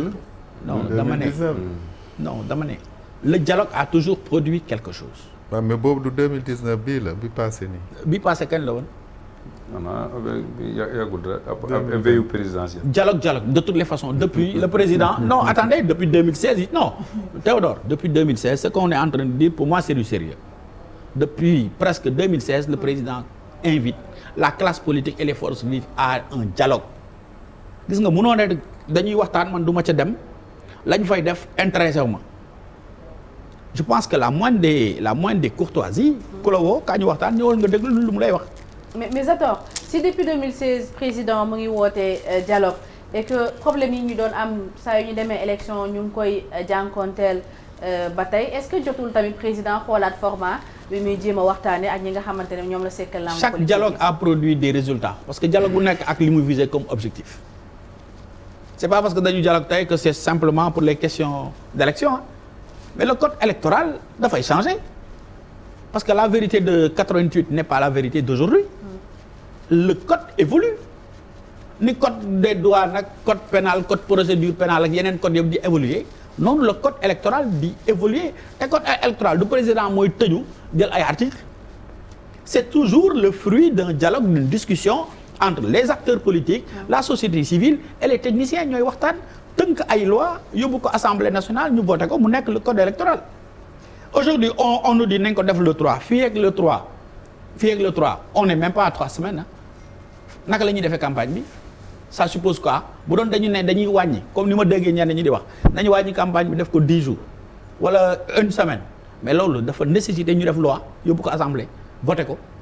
loolu ban temps lay jël je crois que fi ñu toll nii la responsabilité même ñu dicte ñu xool réew mi quel est l'intérêt du pays di wax loo xam ne wër na la ne yow li ngay wax c'est pas faisable techniquement c'est pas possible. Donc techniquement et juridiquement même si vous voulez mënuñu amal élection avant le 2 avril. mais xam nañ ko ñoom ñuy wax ne la le 3 mars nañ la génneel techniquement président fii lay commencer def lii pour que élection bi nekk ni nañ ko wax rek bu ñu ko waxee bu ñu yeeyee nit ñi rek ñu def ko parce que aussi c'est ça di wax loo xam ne mën na nekk mais dugal ci boppu sénégalais yi way le 2 amul fu ñu bind ci constitution bi nañ ko génnee ban article moo day le président dafa war a dañ le 2 mars la mandat am di jeex leneen li koo xam ne aussi bëgg naa si ñëw très rapidement xam nga l'élection présidentielle pour moi c'est un moment très important du ay caaxaan on est des acteurs politiques on doit s'intéresser à ce qui se passe ailleurs et dans notre sous-région tout ce qui nous interpelle Sénégalu 10 ans ak Sénégalu tey bokkul nous sommes aujourd'hui un pays imbibé de gaz et de pétrole vulnérable gaaw a tàkk parce que ña ca am intérêt moo bëri ña ci am intérêt c'est pas ñu nga xam ne ñu nga à n kilomètres ils sont là avec nous am ñoo xam ne ñu ngi leen di jàppale fii parce que li may wax nii ce n'est pas loo xam ne ñii fi toog xamuñ ko parce que ñi fi toog ñëpp c'est de grands intellectuels di xool li xew feneen jëlal li xewoon Tchad le principal opposant du fils de monsieur Déby bi nekk président ba ñuy reyante yaay ñaata mort y en a eu 50 plus d'une cinquantaine de morts ak ñaata blessé tey kooku nga xamante ne moo indi woon yooyu yëpp ak président kooku mooy premier ministre tey bu Tchad ça ne nous interpelle pas nañu xool ligne bi jógee foofu ba fii Sénégal dong moo fi nekk exception boo xam ne ñamaguñu coup d'état su ma déggee yenn acteurs politiques yi di wax dafa mel ni jàmm ji ñu am dafa ëpp daal maanaam dëkk bi foog dëkk bi tàkk nit ñi duñu am jàmm pour que gars yi kontaan te ma gis ne li nga xam ne moo nekk suñu kanam pour man moo ëpp solo élection à la kulaalin day am Macky Sall mënut a fexe ba élection du am Sénégal mënul nekk élection dafay am. mais élection kañ lay am. élection nag li koy organiser ay texte la sa émission bi heure bi mu jotee rek nga ñu ne kaay toog ñëwuñu avant bu ñu jaawaa ji jeex tu vas dire que c'est fini élection aussi dafa am lu ko organiser loolu c'est un code qui s'appelle le code électoral nga xam ne am na ci loo xam ne fa lañ ko bind leneen li mi ngi ci constitution bi mais mënoo jéggi loolu ne yow da nga koy def yow ci sa bànneexu bakkan ndax yow sa bakkan moo ne le 3 moo la neex wala say engagement le 3 moo ci baax non il y a énormément de choses de facteurs endogènes comme exogènes qui entrent en jeu. mais su majorité bi taxawee fi nga taxaw jàpp ne que il n'est pas possible d'organiser des élections ci mois de mars bi opposition bi jàpp ni forcément dañ ko war a amal mooy le 3 boobu wala le 10 pour que ñu respecter li nga xamante ne mooy passation de pouvoir bi le 2 avril ku nekk bu nga taxaw fi nga taxaw naka la ñuy def ba génn ci impasse bi ñu nekk est-ce que dinañ jëm vers loo xamante ne mooy indi déggoo bi tax ñu war a mën a amal élection yu dal yu gën ci suñu réew. xam nga lu indi loolu waxtaan je ne suis pas en train de dire que loolu mënut a nekk de dama ne gars yi nañ la wax fu ñu ko bind ak naka lañ koy defee mais loolu waxtaan moo ko indi. Il faut pas dire que l'opposition dit attention j'ai entendu beaucoup de gens de l'opposition qui disent que les élections ne peuvent pas se tenir le 3 man ñi ma dégg ñu koy wax sax ñu ci bëri ils ne sont pas de la majorité attention am na ñu bëgg mu am le 3 ils ont peut-être ñoom seeni mbir moo tombé le 3 mais je considère que ni il faut que ñoom ñi nga xam ne jàpp nañ ne le mandat day expirer le 2 ñu wax ñu techniquement naka la ñu mën a organiser élection ban date ngay commencer premier tour campagne ñaata temps lay jeex ak lan moo ko organiser parce que nag lépp lu jëm ci élection dafa am loi yu koy woote corps électoral bi nañu wax kon président ban jour la koy convoquer ban date lay jël ak loolu naka la ci loi bi wax parce que di wax loola neex rek ak li nga xalaat loolu dafa yomb il faut que wax ji ñu koy wutal ay dalil wax ji ñu koy teg ci foo xam ne pour man nekk na lu am solo leneen li nga xam ne nag posé nga ma ko fa laa bëgg a daanele muy cette situation de décrispation bi nga xam ne sentir nañ ko ci réew mi dalal bi jàmmal bi génne ñenn ñi ñu dellu seen njaboot je pense que c'est bien heureux bu nu fàtte nag ne dund nañ lu metti mars 2021 dund nañ lu metti mai juin daaw man mii di wax ak yéen je suis un rescapé c'est-à-dire man ku mën a ñëw taxaw ak man ne ma ñenn ñi ñu jàpp defuñu dara man j'ai mal parce que ça n'est fallu de peu heure bi rip lañ may bind rip sama buntu kër lañ ñëw teg fa essence taal mu tàkk sama oto tàkk ba jeex waaw loolu ça n'interpelle pas les gens ñu sànni bombe ci biir oto ci biir cocktail molotov ci car bi ñu lakk ba jeex ñooñu seeni parents ñu ngi ñuy seetaan amuñu lu leen metti ñi seen doom dee amuñu lu leen metti waaw loolu kan moo ko def yàlla moo toog fee def ko rek point final amul benn responsable. C'est des questions à poser à Aïssata Tall Sall, je mais suppose. Elle y a répondu. Elle a fait une conférence de presse boo xam ne c'était très éloquent elle a répondu à toutes les questions man je l'ai suivi du début à la fin li ko journalistes yi posé yëpp tontu na ci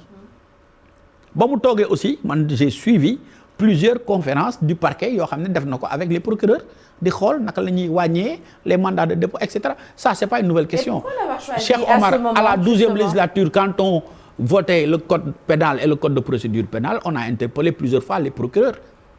ci ni prison yi feesee. mais li indi débat bi Zator mooy moment bi ñu choisir jamono bi ñu amee coow dëkk bi commencé yënguwaat ñuy wax report ou pas waxu dialogue ñu commencé libérer ay détenus alors qu'on a vécu quand même des situations bien plus graves les prisons étaient tout aussi remplies que ni mu mel nii et les actes n'ont pas été posés à ces moments-là. boo xoolee quand même am nañu accalmie diggante daaw ak ren.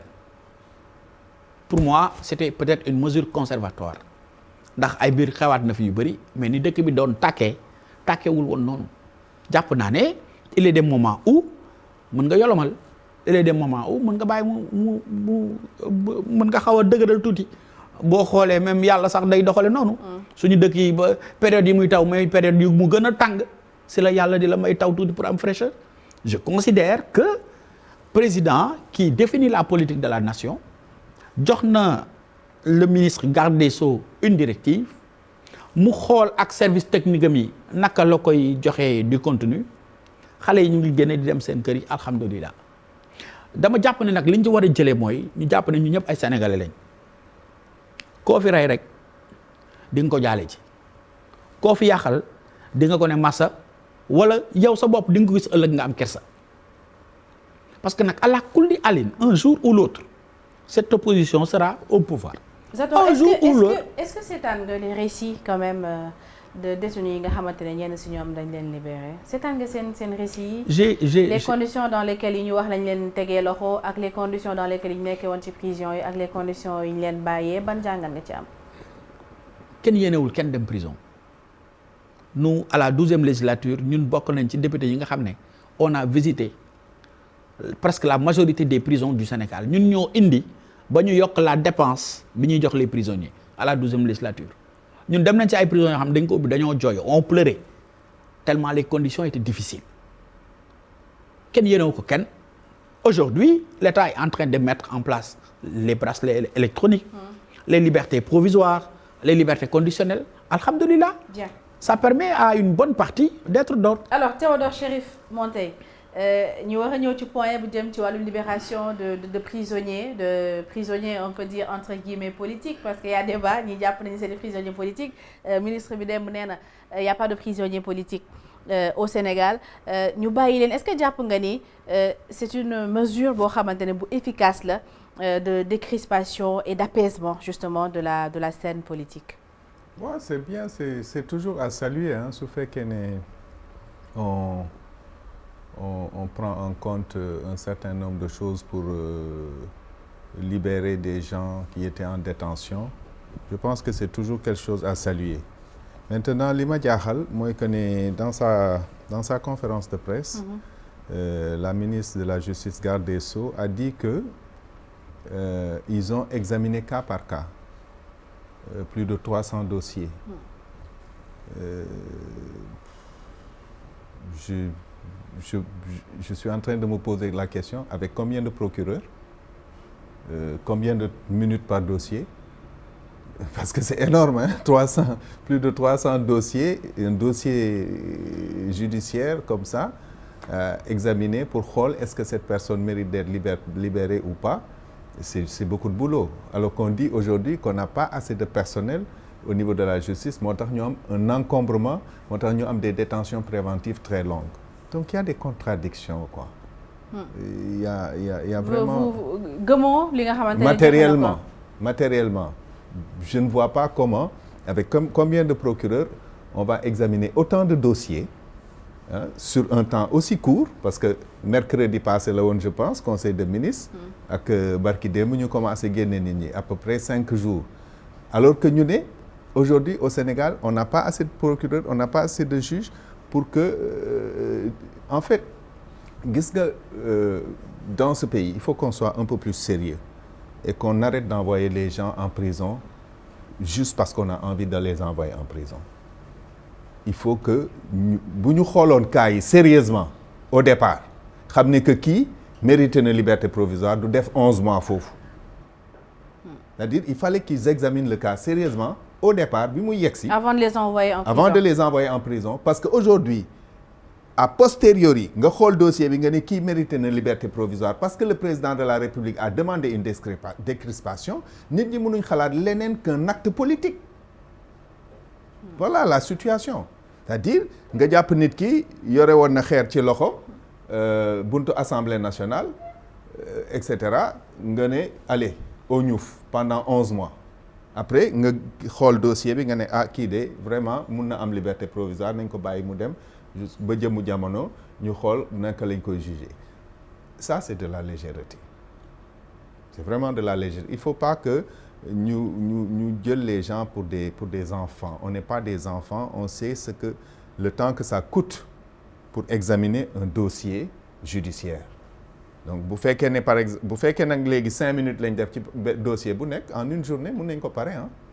ah en une journée mun nañ libérer 300 personnes. Moi je pense que moi j'ai jamais cru à la notion de prisonnier politique dans des manifestations mosuma ko gëm parce que dans une manifestation il y a ceux qui cassent et ceux qui ne cassent pas. Man depuis 1985 j'ai participé à presque toutes les manifestations qu'il y a eu au Sénégal. En 1988 au temps où c'était le plus dur à l'université mosuma jël suma loxo téye xeer di sànni. Même quand les grenades tombent sur moi j'ai choisi de ne jamais jeter de pierre. Jamais. Maintenant comme je dis dans une manifestation tu auras les gens qui cassent et les gens qui cassent pas. Mais si on n'a pas d'autre solution que de manifester dans le cadre d'une manifestation interdite, on sera obligé de le faire. Maintenant, on va te prendre dans une manifestation interdite, que tu es cassé ou que tu n'es pas cassé. On te met en détention provisoire pendant 11 mois et on examine ton dossier, on dit ah tiens, tu mérites la liberté provisoire. c'est de la légèreté. Moi, je trouve que c'est de la légèreté. Il faut que, à tout moment, que la justice reste la justice. C'est-à-dire, mënuñu wax que ne tey dañuy sévère, demain on est flexible. La loi pénale, elle ne souffre d'aucune ambiguïté. Aucune. Def nga lii lañ lay teg defoo lii duñ la teg dara. Donc jàpp nit parce que dafa nekkoon ci manifestation nga def ko détention préventive pendant 11 mois di xaar pour juger ko, je pense que c'est excessif. De toute façon au Sénégal moom le réflexe c'est la prison. Le réflexe c'est la prison. Da ngay ñëw même si tu as de la représentation, tu as une adresse, on sait que doo daw doo dem fenn, les gens vont te mettre en détention préventive. Sénégal, j'avais posé au ministre de la Justice, quelle est la première prison qu'on a construite au Sénégal? Il n'a jamais pu comprendre la question que je lui posais. La première prison qu'on connaît au Sénégal, c'est Rebeuss. Ce n'est pas nous qui l'avons construite. Ça veut dire qu'avant que les colons n'arrivent au Sénégal, comment on procédait socialement? Il y avait des délits. C'est-à-dire, Sénégal, la gis, on va construire de nouvelles prisons. Au lieu de réfléchir sur comment faire pour éduquer les gens pour que les prisons soient désengorgées. Comment faire pour travailler... Limiter les emprisonnements. En travaillant notre école. On détruit notre école et on construit des prisons. Voilà ce que nos dirigeants font. Est-ce que ça, c'est de la réflexion prospective? Est-ce que kooku, il pense au développement? Je construis de nouvelles prisons. J'agrandis la prison. Non, on doit travailler pour qu'il y ait moins de prisonniers. On doit travailler à avoir un juge des libertés pour que ñu xam qui est-ce que mérite na dem détention préventive wala est-ce que mën nañ ko bàyyi mu dem toog këram suñ ko soxlaa ñu oo ko mu ñëw taxaw ñu juger ko. Ci loolu lañ toll. Te erreur boobu la ñu def ils ont fait une rafle. Ils ont fait une rafle comme ni Allemands yi doon def. Ils ont fait une rafle, ils ont mis tout le monde en prison. Ba mu neex leen ñu ne on va décrisper. Attends, on va man gëmuma que ne ils ont examiné cas par cas. Gëwuma ko. Mënuma ko prouver mais gëwuma ko parce que matériellement, je ne vois pas comment en 5 jours tu peux examiner 300 et quelques cas en profondeur, au détail près pour xam ki nga mën a libérer ak ki nga mënut a libérer. Et c'est pas 300 qu'ils ont examiné tous pour xam ndax 300 yi ñooy dem ñii ñu bàyyi leen ci biir kaso bi. Donc il faut pas que qu'on nous vende des illusions. C'est une véritable décrispation politique qu'ils voulaient faire. C'est très bien. Je pense que c'est utile, mais il faut que nous tenions un langage de vérité aux Sénégalais. Alors, Cheikh Oumar Sy, la libération de détenus, est-ce que loo xamante ni mën na indi décrispation ak est-ce que ni ñu libérer les 344 détenus politiques, détenus dits politiques, yow convaincre na la? J'espérais quand même que mon voisin qui habite autour ci sama kaw Mamadou Seck ñu libéré waale ko parce qu'on a vu le cas de Mamadou Seck ici bokk na am na ñu bàyyi ci même cas bi dañ ko bàyyi mais moom ba léegi bàyyiwuñu ko bon je sais pas peut-être que je sais pas encore mais dañu war a teg dëkk wi ci yoon ak ci dëkk. On ne peut pas aujourd'hui avoir des cas depuis 2021 ba léegi yu téye ay nit ramasser ñëpp boole juge woo kenn nga xëy rek ñëpp bàyyi mu dem kuit ñi nga xam ne seen station de service yàq nañ leen kuit supermarché yi ñu yàq Auchan yi ñu yàq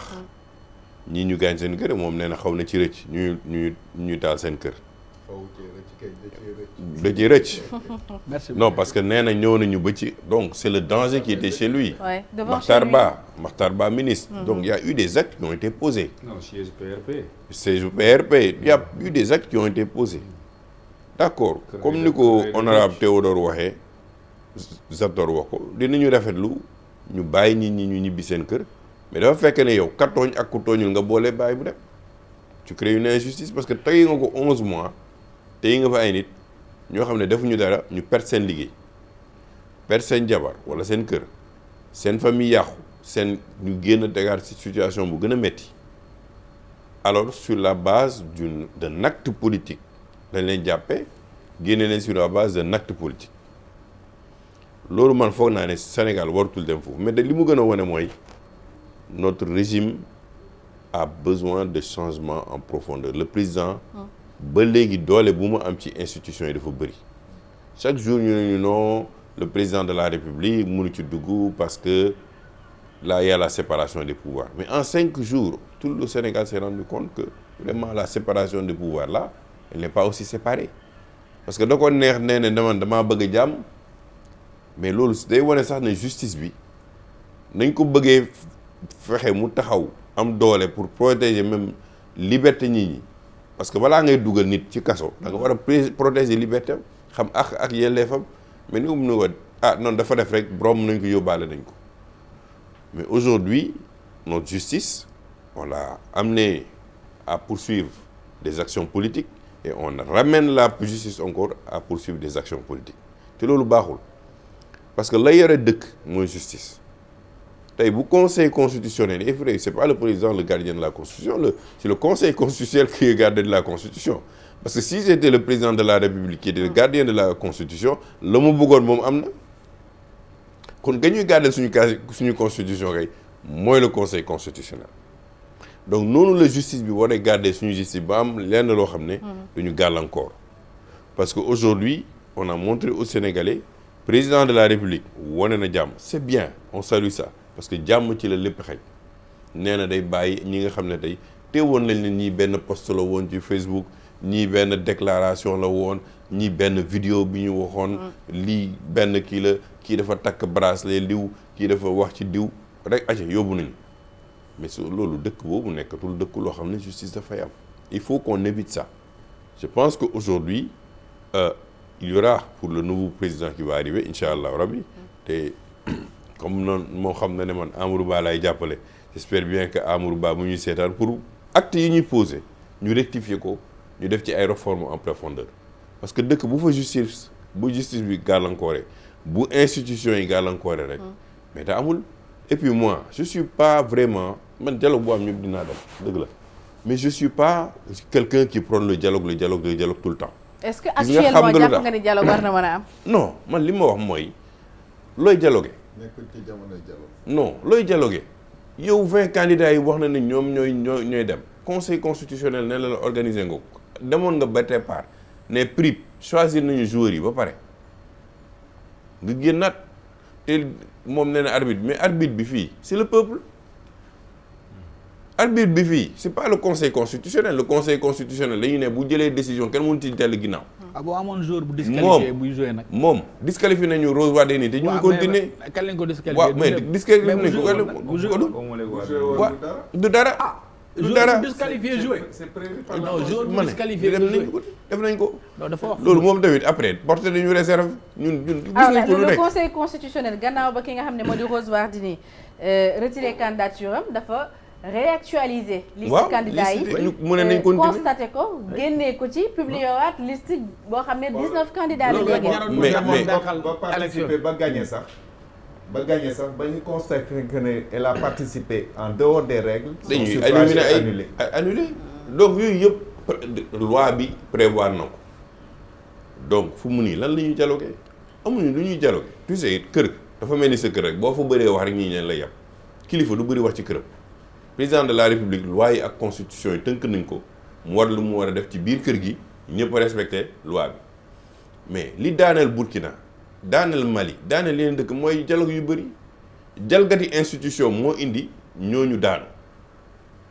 parce que dañu bëggul woon respecter institution yi ñu ne leen nit ki moo ëpp doole institution bi donc il faut ñu waxtaan ak diw waxtaan ak diw non dëkk demul noonu boo toogee yow topp say doom si biir kër gi nga ne du ñu togg ceebu jën parce que Aïssata moom nee na moom ceebu yàpp la bokk non. mais suñu waxtaanul nan la ñuy trouver les meilleurs délais meilleur délai bi nga xamante ne moo tënk xelu sénégalais yi meilleur délai bi nee naa la même tey bu ñu waxtaanee mais jarul ñëpp di ci bokk ña bokk ci jeu bi kay la ñuy woo ne leen yéen yaa leen bokk président de la république man lépp jeex na man en tant que man li ma sant tey conseil constitution mooy naa jël date yéen yaa leen bokk le 3 arrangé na leen waaw kon nañ dem ci jongante yi mu jeex. sur quelle base.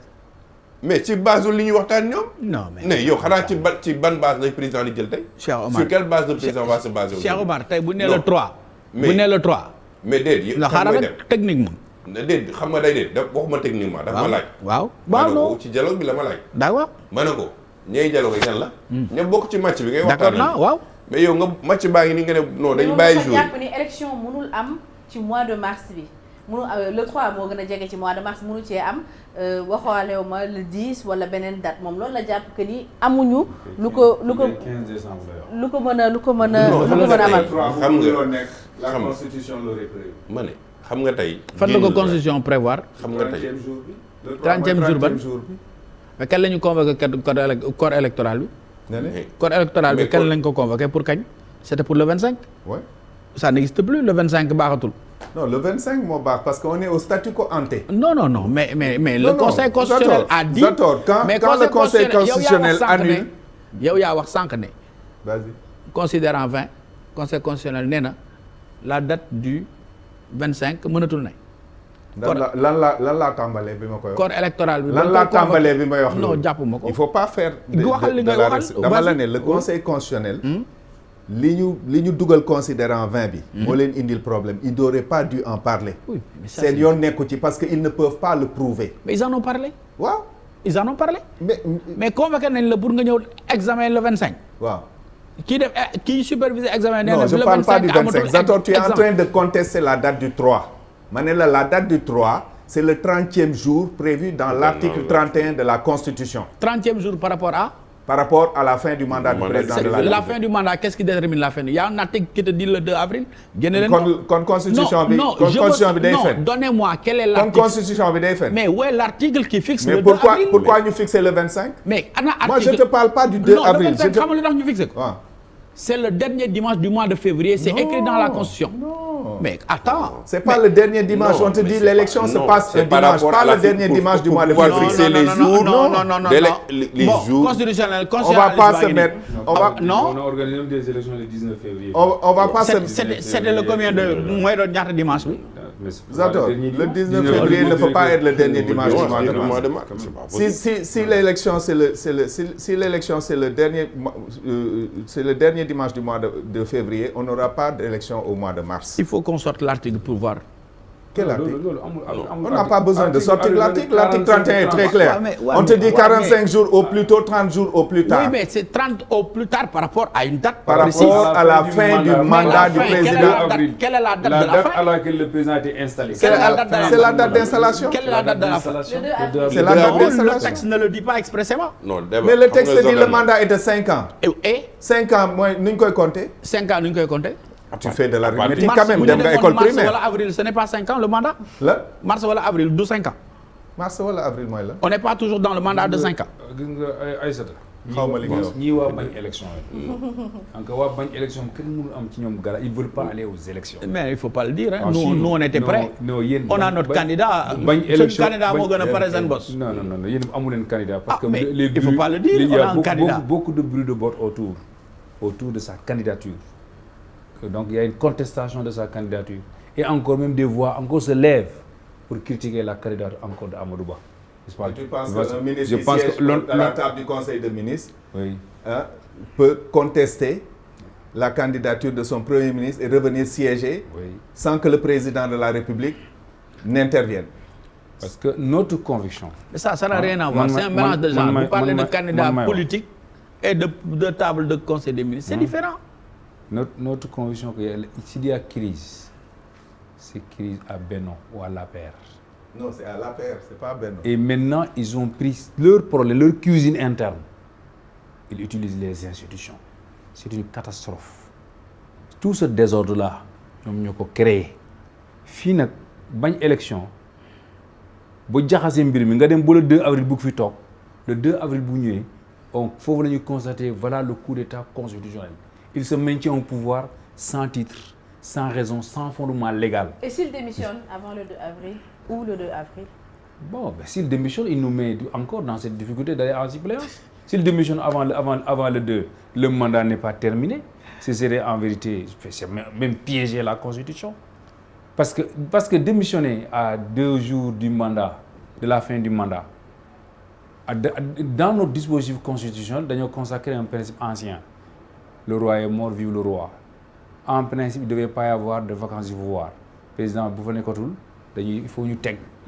donc ki koy succéder moo tax constitution tabax donc en cas de décès de démission c'est le président de l'Assemblée qui assure la suppléance s'il démissionne avant les fins du mandat donc normalement on installe le président de l'Assemblée nationale c'est-à-dire qu'on fait une prolongation parce qu'il sera obligé d'être là au-delà du mandat peut-être 60 jours à 90 jours donc c'est assez piégé en vérité donc la constitution donc pour en tout cas pour se maintenir encore du pouvoir. Alors, mais on sort pas de l'ornière parce que vous avez créé un désordre baaxul. c'est-à-dire que l'état de droit ne rime pas avec désordre. Docteur Mbodj, n'est-ce pas? yow constitutionnaliste nga. On est dans une situation, je sais que c'est même compliqué pour les juristes, c'est compliqué pour moi, Aïssata Ndiaye journaliste, c'est compliqué et je pense que c'est encore plus compliqué pour les téléspectateurs yi nga xamante ne ni gëstuwuñ ci wàllum droit jànguñ droit xamuñ ci lu bari. fi ñu toll actuellement quelle est la date bi nga xamante ne nii buñ ci tenirul élection yi rek mooy salfaañe nañ li nga xam ne moo di constitution bi mënatuñu respecter li nga xamante ne moo di le calendrier non téléspectateur li mu war a comprendre mooy que président de la République mu ñu dugal ci désordre mu ñu dugal ci impasse maintenant on essaie de scruter quelle solution donc voilà donc pour quelle thérapie donc à la lecture de la constitution processus bi feebar na démocratie bi alors donc cardiaque na donc léegi nan lañ koy fajee ñuy xool le 2 la mandaam di jeex. les meilleurs et il ne se presse pas le pas pour organiser élection avant alors donc mandaam di jeex parce que moom mu war a organiser l'élection de son successeur te loolu constitution da ko ne 45 à 30 jours la koy def de la fin du mandat. loolu bi muy fixer la date des élections foofu la ko fixer parce que le 2 lañ ko installé il fait sa passation le 2 avril léegi nag moom bu waaxuwul balaa ñuy yegg 30 jours de la fin du mandat organiser wul élection mais désordre bi day yokk dara ci désordre bi parce que li ma jàpp mooy que nee na nañ finaliser processus bi il mobilise les institutions peut-être xëy na dinañ defaat loi de finances rectificative parce que yokk des crédits pour l'administration électorale yoo xam ne am na yu ñu jot a dépensé. Sauf que les députés avaient dit que la loi là n'a aucun impact financier. Donc mais c'est pas possible yooyu fu caaxaan la rek fu caaxaan la l'administration def liggéeyam n'est-ce pas la direction chargée de la formation def ay formation tout ça donc loolu yëpp loolu non les enveloppes n'est-ce pas il y a énormément de dès lors que tu changes les dates bulletins yi yëpp dañ ci defoon 25 février dañu commencé à imprimer les enveloppes le matériel électoral donc partout donc déployé sur le territoire national il y a énormément d'argent dépensé et même l'argent dépensé par les candidats parce que loolu candidats yëpp dañoo waroon engager la responsabilité donc de l'État pour état indemniser leen comme prisonniers yi ñuy libérer dañoo war a engager la responsabilité de l'État. Mais ministre de la justice dem préciser na ci conférence de presse que ni ay libération provisoire la jugé guñ leen donc mënaguñu wax. indemnisation ñi ma ci déggoon ñu doon wax de dañ leen libérer sans condition dañ tax de titre de libération nga libération conditionnelle nag mais booy génn nga xam ne man dañ ma jox liberté conditionnelle ou bien liberté provisoire ñi laa dégg ñu koy wax donc mais dans tous les cas comme ni nga ko waxee loolu yëpp parce que fii gis nañ fi wax ne Fadilou Keita post Facebook la def ñu jàpp am na ku noonu sax xaw ma maintien rek ñu jàpp am nañ ko fi jàppoon ak xam nga ay stickers xaw ma la tudd loolu maanaam boo demee boo suñu pour discuter les ay post Facebook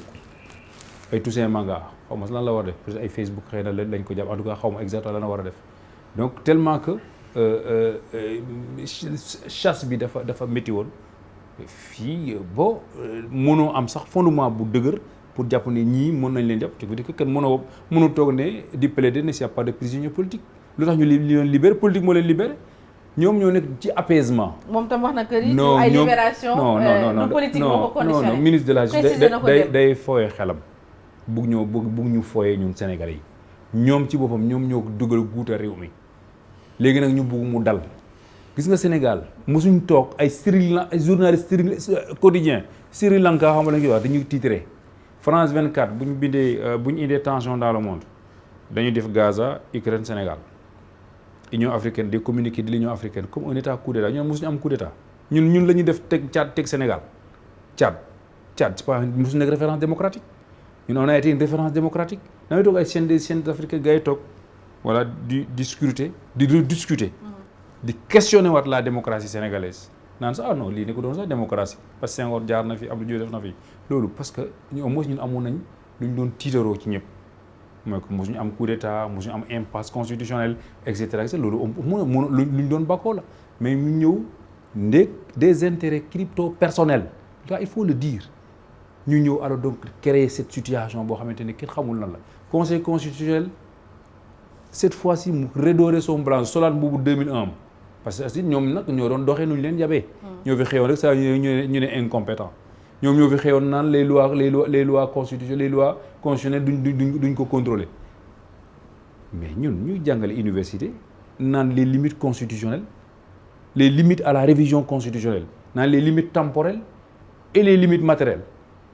ab professeur université xëy naan oh non on peut pas réviser une loi constitutionnelle kooku dafa yabaate wala na bay université moi je vois ma jàngal sama étudiants yi def chapitre les limites à la révision de la constitution les limites temporelles article 52 dafa ne pendant l'exercice des pouvoirs exceptionnels on ne peut pas donc réviser la constitution pendant l'exercice de la suppléance de la présidence de la République on ne peut pas réviser la constitution ñu indi article 103 mu ne la forme républicaine de l'État on ne peut pas donc la réviser on ne peut pas réviser la durée du mandat on ne peut pas réviser le mode d'élection du président de la République moo am une réforme constitutionnelle yu porté sur loolu ab professeur université taxaw ne non le conseil ne peut pas contrôler ça le conseil li ma jàpp mooy que président de la République bu normalement bu buggee jàll parce que conseil constitutionnel moom moo téye lu bu buggee jàll au-delà de pour man il faudra que d'abord mu toog ci dënnu conseil constitutionnel moom moo tax nee na les candidats dañu war a saisir conseil constitutionnel parce que président de la République il est dans une impasse au lieu muy convoquer dialogue dafa war a saisir conseil constitutionnel pour conseil constitutionnel au moins de aider ko ci date. est-ce que le conseil constitutionnel peut renvoyer la balle justement dans sa décision non loolu laa wax ne c'est un goût inachevé mais président de la République fi nga bu demee boo kii au moins parce que dañ ne les décisions du conseil constitutionnel s'imposent à toutes les institutions. léegi nag bu saisiree conseil constitutionnel pour la détermination d'une date le conseil donc mun na alors donc pour quand même parce que conseil def na dajale na fi candidats yi et cetera mun na sax consulter les candidats donc proposer alors donc déterminer une date. proposer le conseil constitutionnel pour mener les concertations. non parce que bu jëlul responsable non pas concertation pour la date. Oui. Pas dialogue parce que président ay nu mu tëddee dialogue bi muy wax da ki utilise le communiqué du conseil des ministres mais dialogue boobu ay dialogue 6 mois la c'est un dialogue donc pour des réformes fondamentales loolu il a fait 12 ans fii boo xamante li fii lépp lu fi manqué ci démocratie lépp lu ñu fi manqué woon a consolider suñu démocratie mais ñoom ñoo ko def parce que tout ça benn dessein lañu amoon conserver le pouvoir ñoom lépp lu fi manqué sànkar yi am ci suñu démocratie ñoom la. alors donc tey nag ñu toog ba fii nii mandaam jeex. mu jaxase processus bi. naan ñëw leen ñu dialogue. bu ñu buggee dem ci dialogue au-delà du deux. comme ni mu ko waxee une transition lay nekk boo xamante ni moom du waru fa nekk. waxuma la loolu waru fa nekk président Macky Sall waru ko jiite. waxuma la loolu de. Zator waru ko jiite. donc ce sera pour une personnalité neutre. parce que réforme yi muy wax nii moom président Macky Sall bu naan nekkul candidat. d'accord le président non président dama ne bu ñu jëmee le 2 on n'est plus dans la situation dama ne suppléance déjà moom intérim bokkuñu suppléance dafa impunité personne. dafa fekk mandat bi en cours léegi mandat bi bu jeexee nag situation bi nekk amul c'est une situation inédite boo xamante ni nag maanaam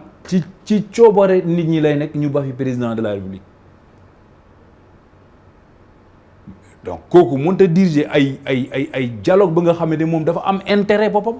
parce que l'intérêt bi mu njëkk am mooy conserver le pouvoir avec son camp kenn mu ñu wax ne président amul intérêt il veut conserver le pouvoir léegi la tax muy daw naan ay loi d'amnistie il y a des prisonniers na leen libérer ay prisonniers politiques lañ leen libérer ñëpp toppuñ jugé wuñ ci kenn toppuñ kenn mais léegi bu lu tax mu bëgg loi d'amnistie fan la ko bind loi d'amnistie bi ça profiterait non loi d'amnistie il faudra le voir fan lañ ko bind est-ce que mars 2021 ba léegi jafe-jafe mu ngi am ci réew mi ñan ñoo ko créé il faut nous dire kan moo ko créé Ousmane Sonko c'est parti de Ousmane Sonko accusation de viol mais moom dafa ne complot la pour l'écarter de la présidentielle de 2024 ils ont arrivé à ça non hein tout est parti de là il nous faut une enquête pour ça est-ce que dëkk bi dafa am ñu toog quelque part autour du thé comploter pour que affaire boobu am créer ce chaos dans le pays là ils ont trahi le Sénégal ils ont donc crime contre l'humanité lañ def ñooñu on doit les connaître ñooñu waruñ toog am liberté. Alors le dernier tour de table avant may jox sa tox comment sortir de cette situation parce que fuite en avant la en vérité bu nekkee ñoom dañoo bëgg a donc lu ñi nekk derrière tout ça. parce que fii mais capitaine de gendarmerie dàq nañ ko fi alors que bon sa position est claire sur la question on a accusé un procureur de la République d'avoir falsifié des PV n'est-ce pas. C'est extrêmement grave yooyu moo gën a grave li ñuy accuser conseil constitutionnel mu def conférence de presse. Donc alors docteur Mbodj comment sortir de cette situation. Ah non là je pense que je commençais déjà donc à esquisser donc des solutions bon parce que ñun au niveau en tout cas du FC24 déggoo suñu candidat sax wax ne fii lay date ne sont pas encore prononcés sur des trucs de dialogue. N'est-ce pas parce que li ñu jàpp mooy que nañ organiser les élections avant le 2 le mandat du président de la donc termine le 2 et il ne peut pas aller au-delà du 2 donc pour parce que dootul nekkati président du Sénégal. C'est la seule solution. N'est-ce pas non la solution aujourd'hui bi nga xamante ne man moom laa koy jox. mooy que moom ci boppam conseil constitutionnel renvoyé na ko bal bi depuis le 15 on est le 21 le 22 tey. N'est-ce pas. Alors presque presque une semaine apparemment déterminé wul pour jàpp date bu nekkee daa bëgg solution dama ne na bind conseil constitutionnel na bind conseil constitutionnel peut par une décision qui va s'imposer aux acteurs donc va déterminer une date. Bien. Le conseil constitutionnel peut décider est-ce que on maintient le président de la République. Le conseil constitutionnel peut décider est-ce que justement à partir du 2 alors donc moom day dem ñu président assemblée nationale ñëw les solutions bi moom mënut a nekk dans son cabinet et puis bon cette histoire de dialoguer autour de réformer quelque chose de réformer fii y a rien à réformer c'est en l'état lii lañ engagé le processus te réforme yi fi amoon yëpp ñu engagé yu processus moom moo ko def maintenant pour que les candidats qui sont en liste mais ku nekk am na un projet de société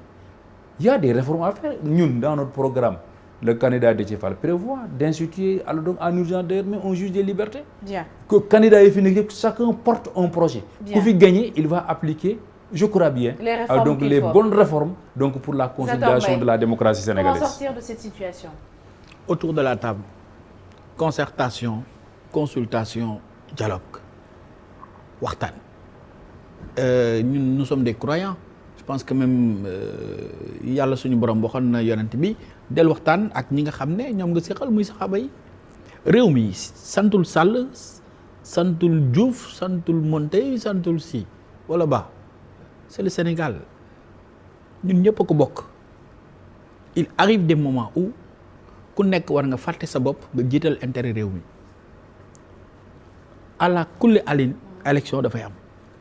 à la kulli aline on arrivera à un moment où Macky Sall ne sera plus à la tête de ce pays là la koy indi nag mooy ñu waxtaanee conditions yi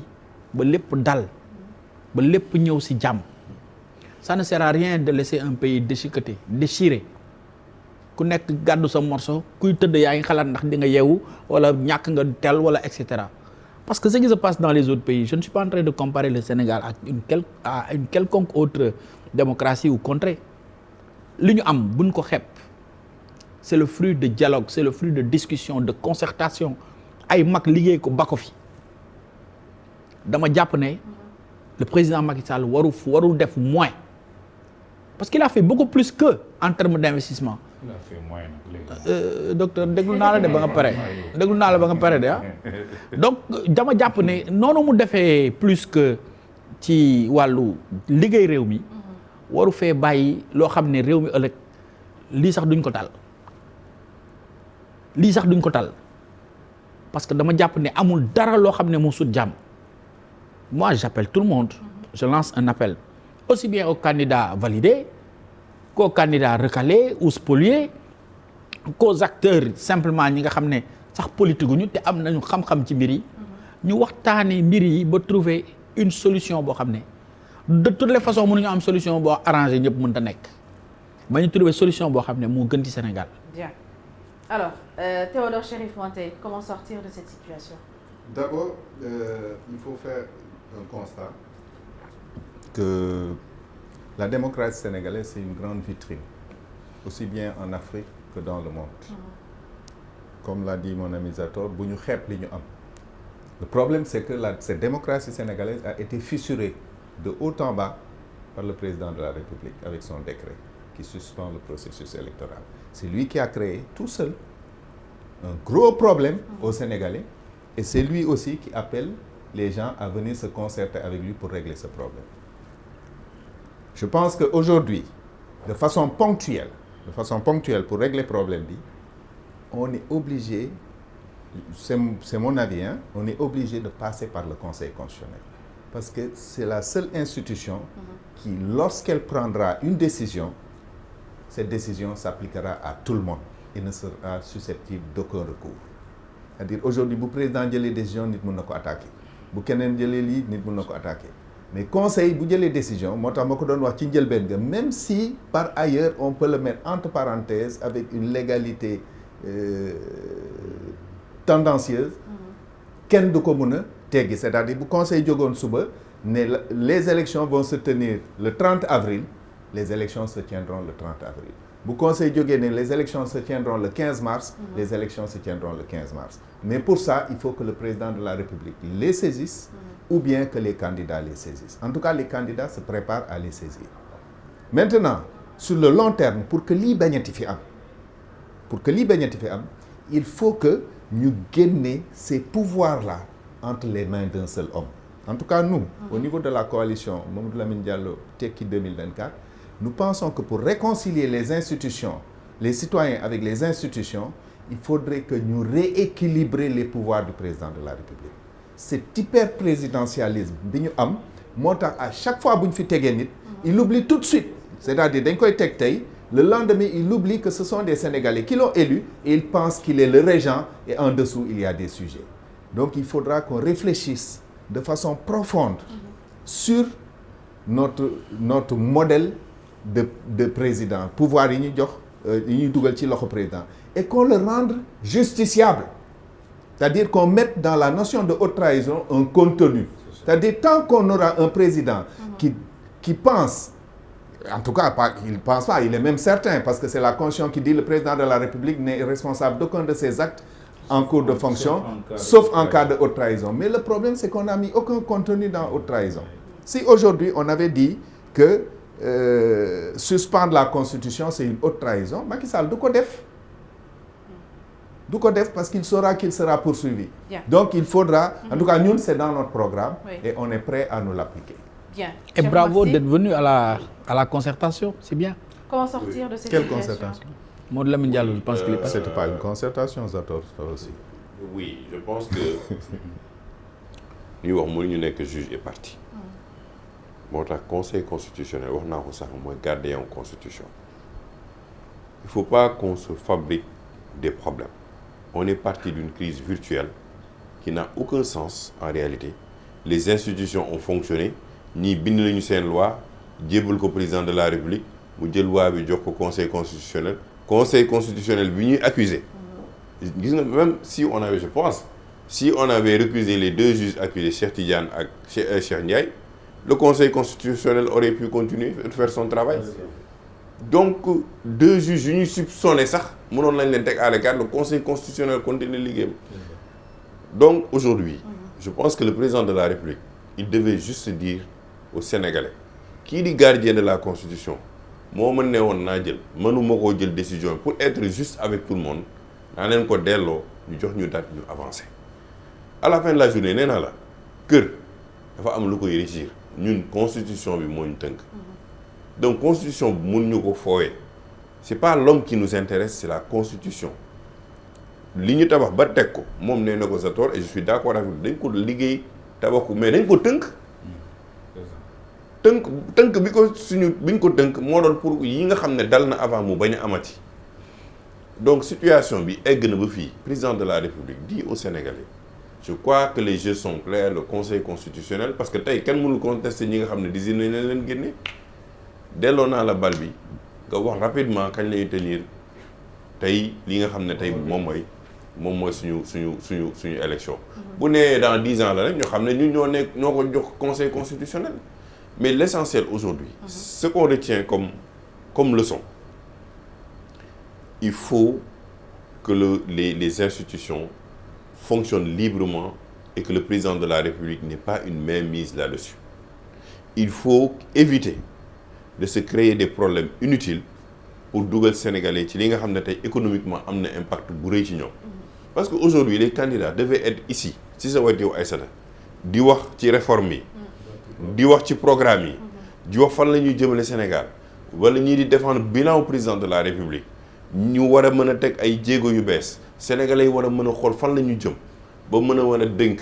parce que tant que Sénégalais bi moom mu ngi jël kàttam di voter moom moo contrôler état moom moo contrôler république bi droit boobu nag mu am du yow du man Cheikh Oumar du man Macky Sall du Déthié Fall du suba Mamadou Lamine Diallo lañ ko war a jox mu def ko c'est le peuple sénégalais qui doit être souverain. Bien. Et ça aujourd'hui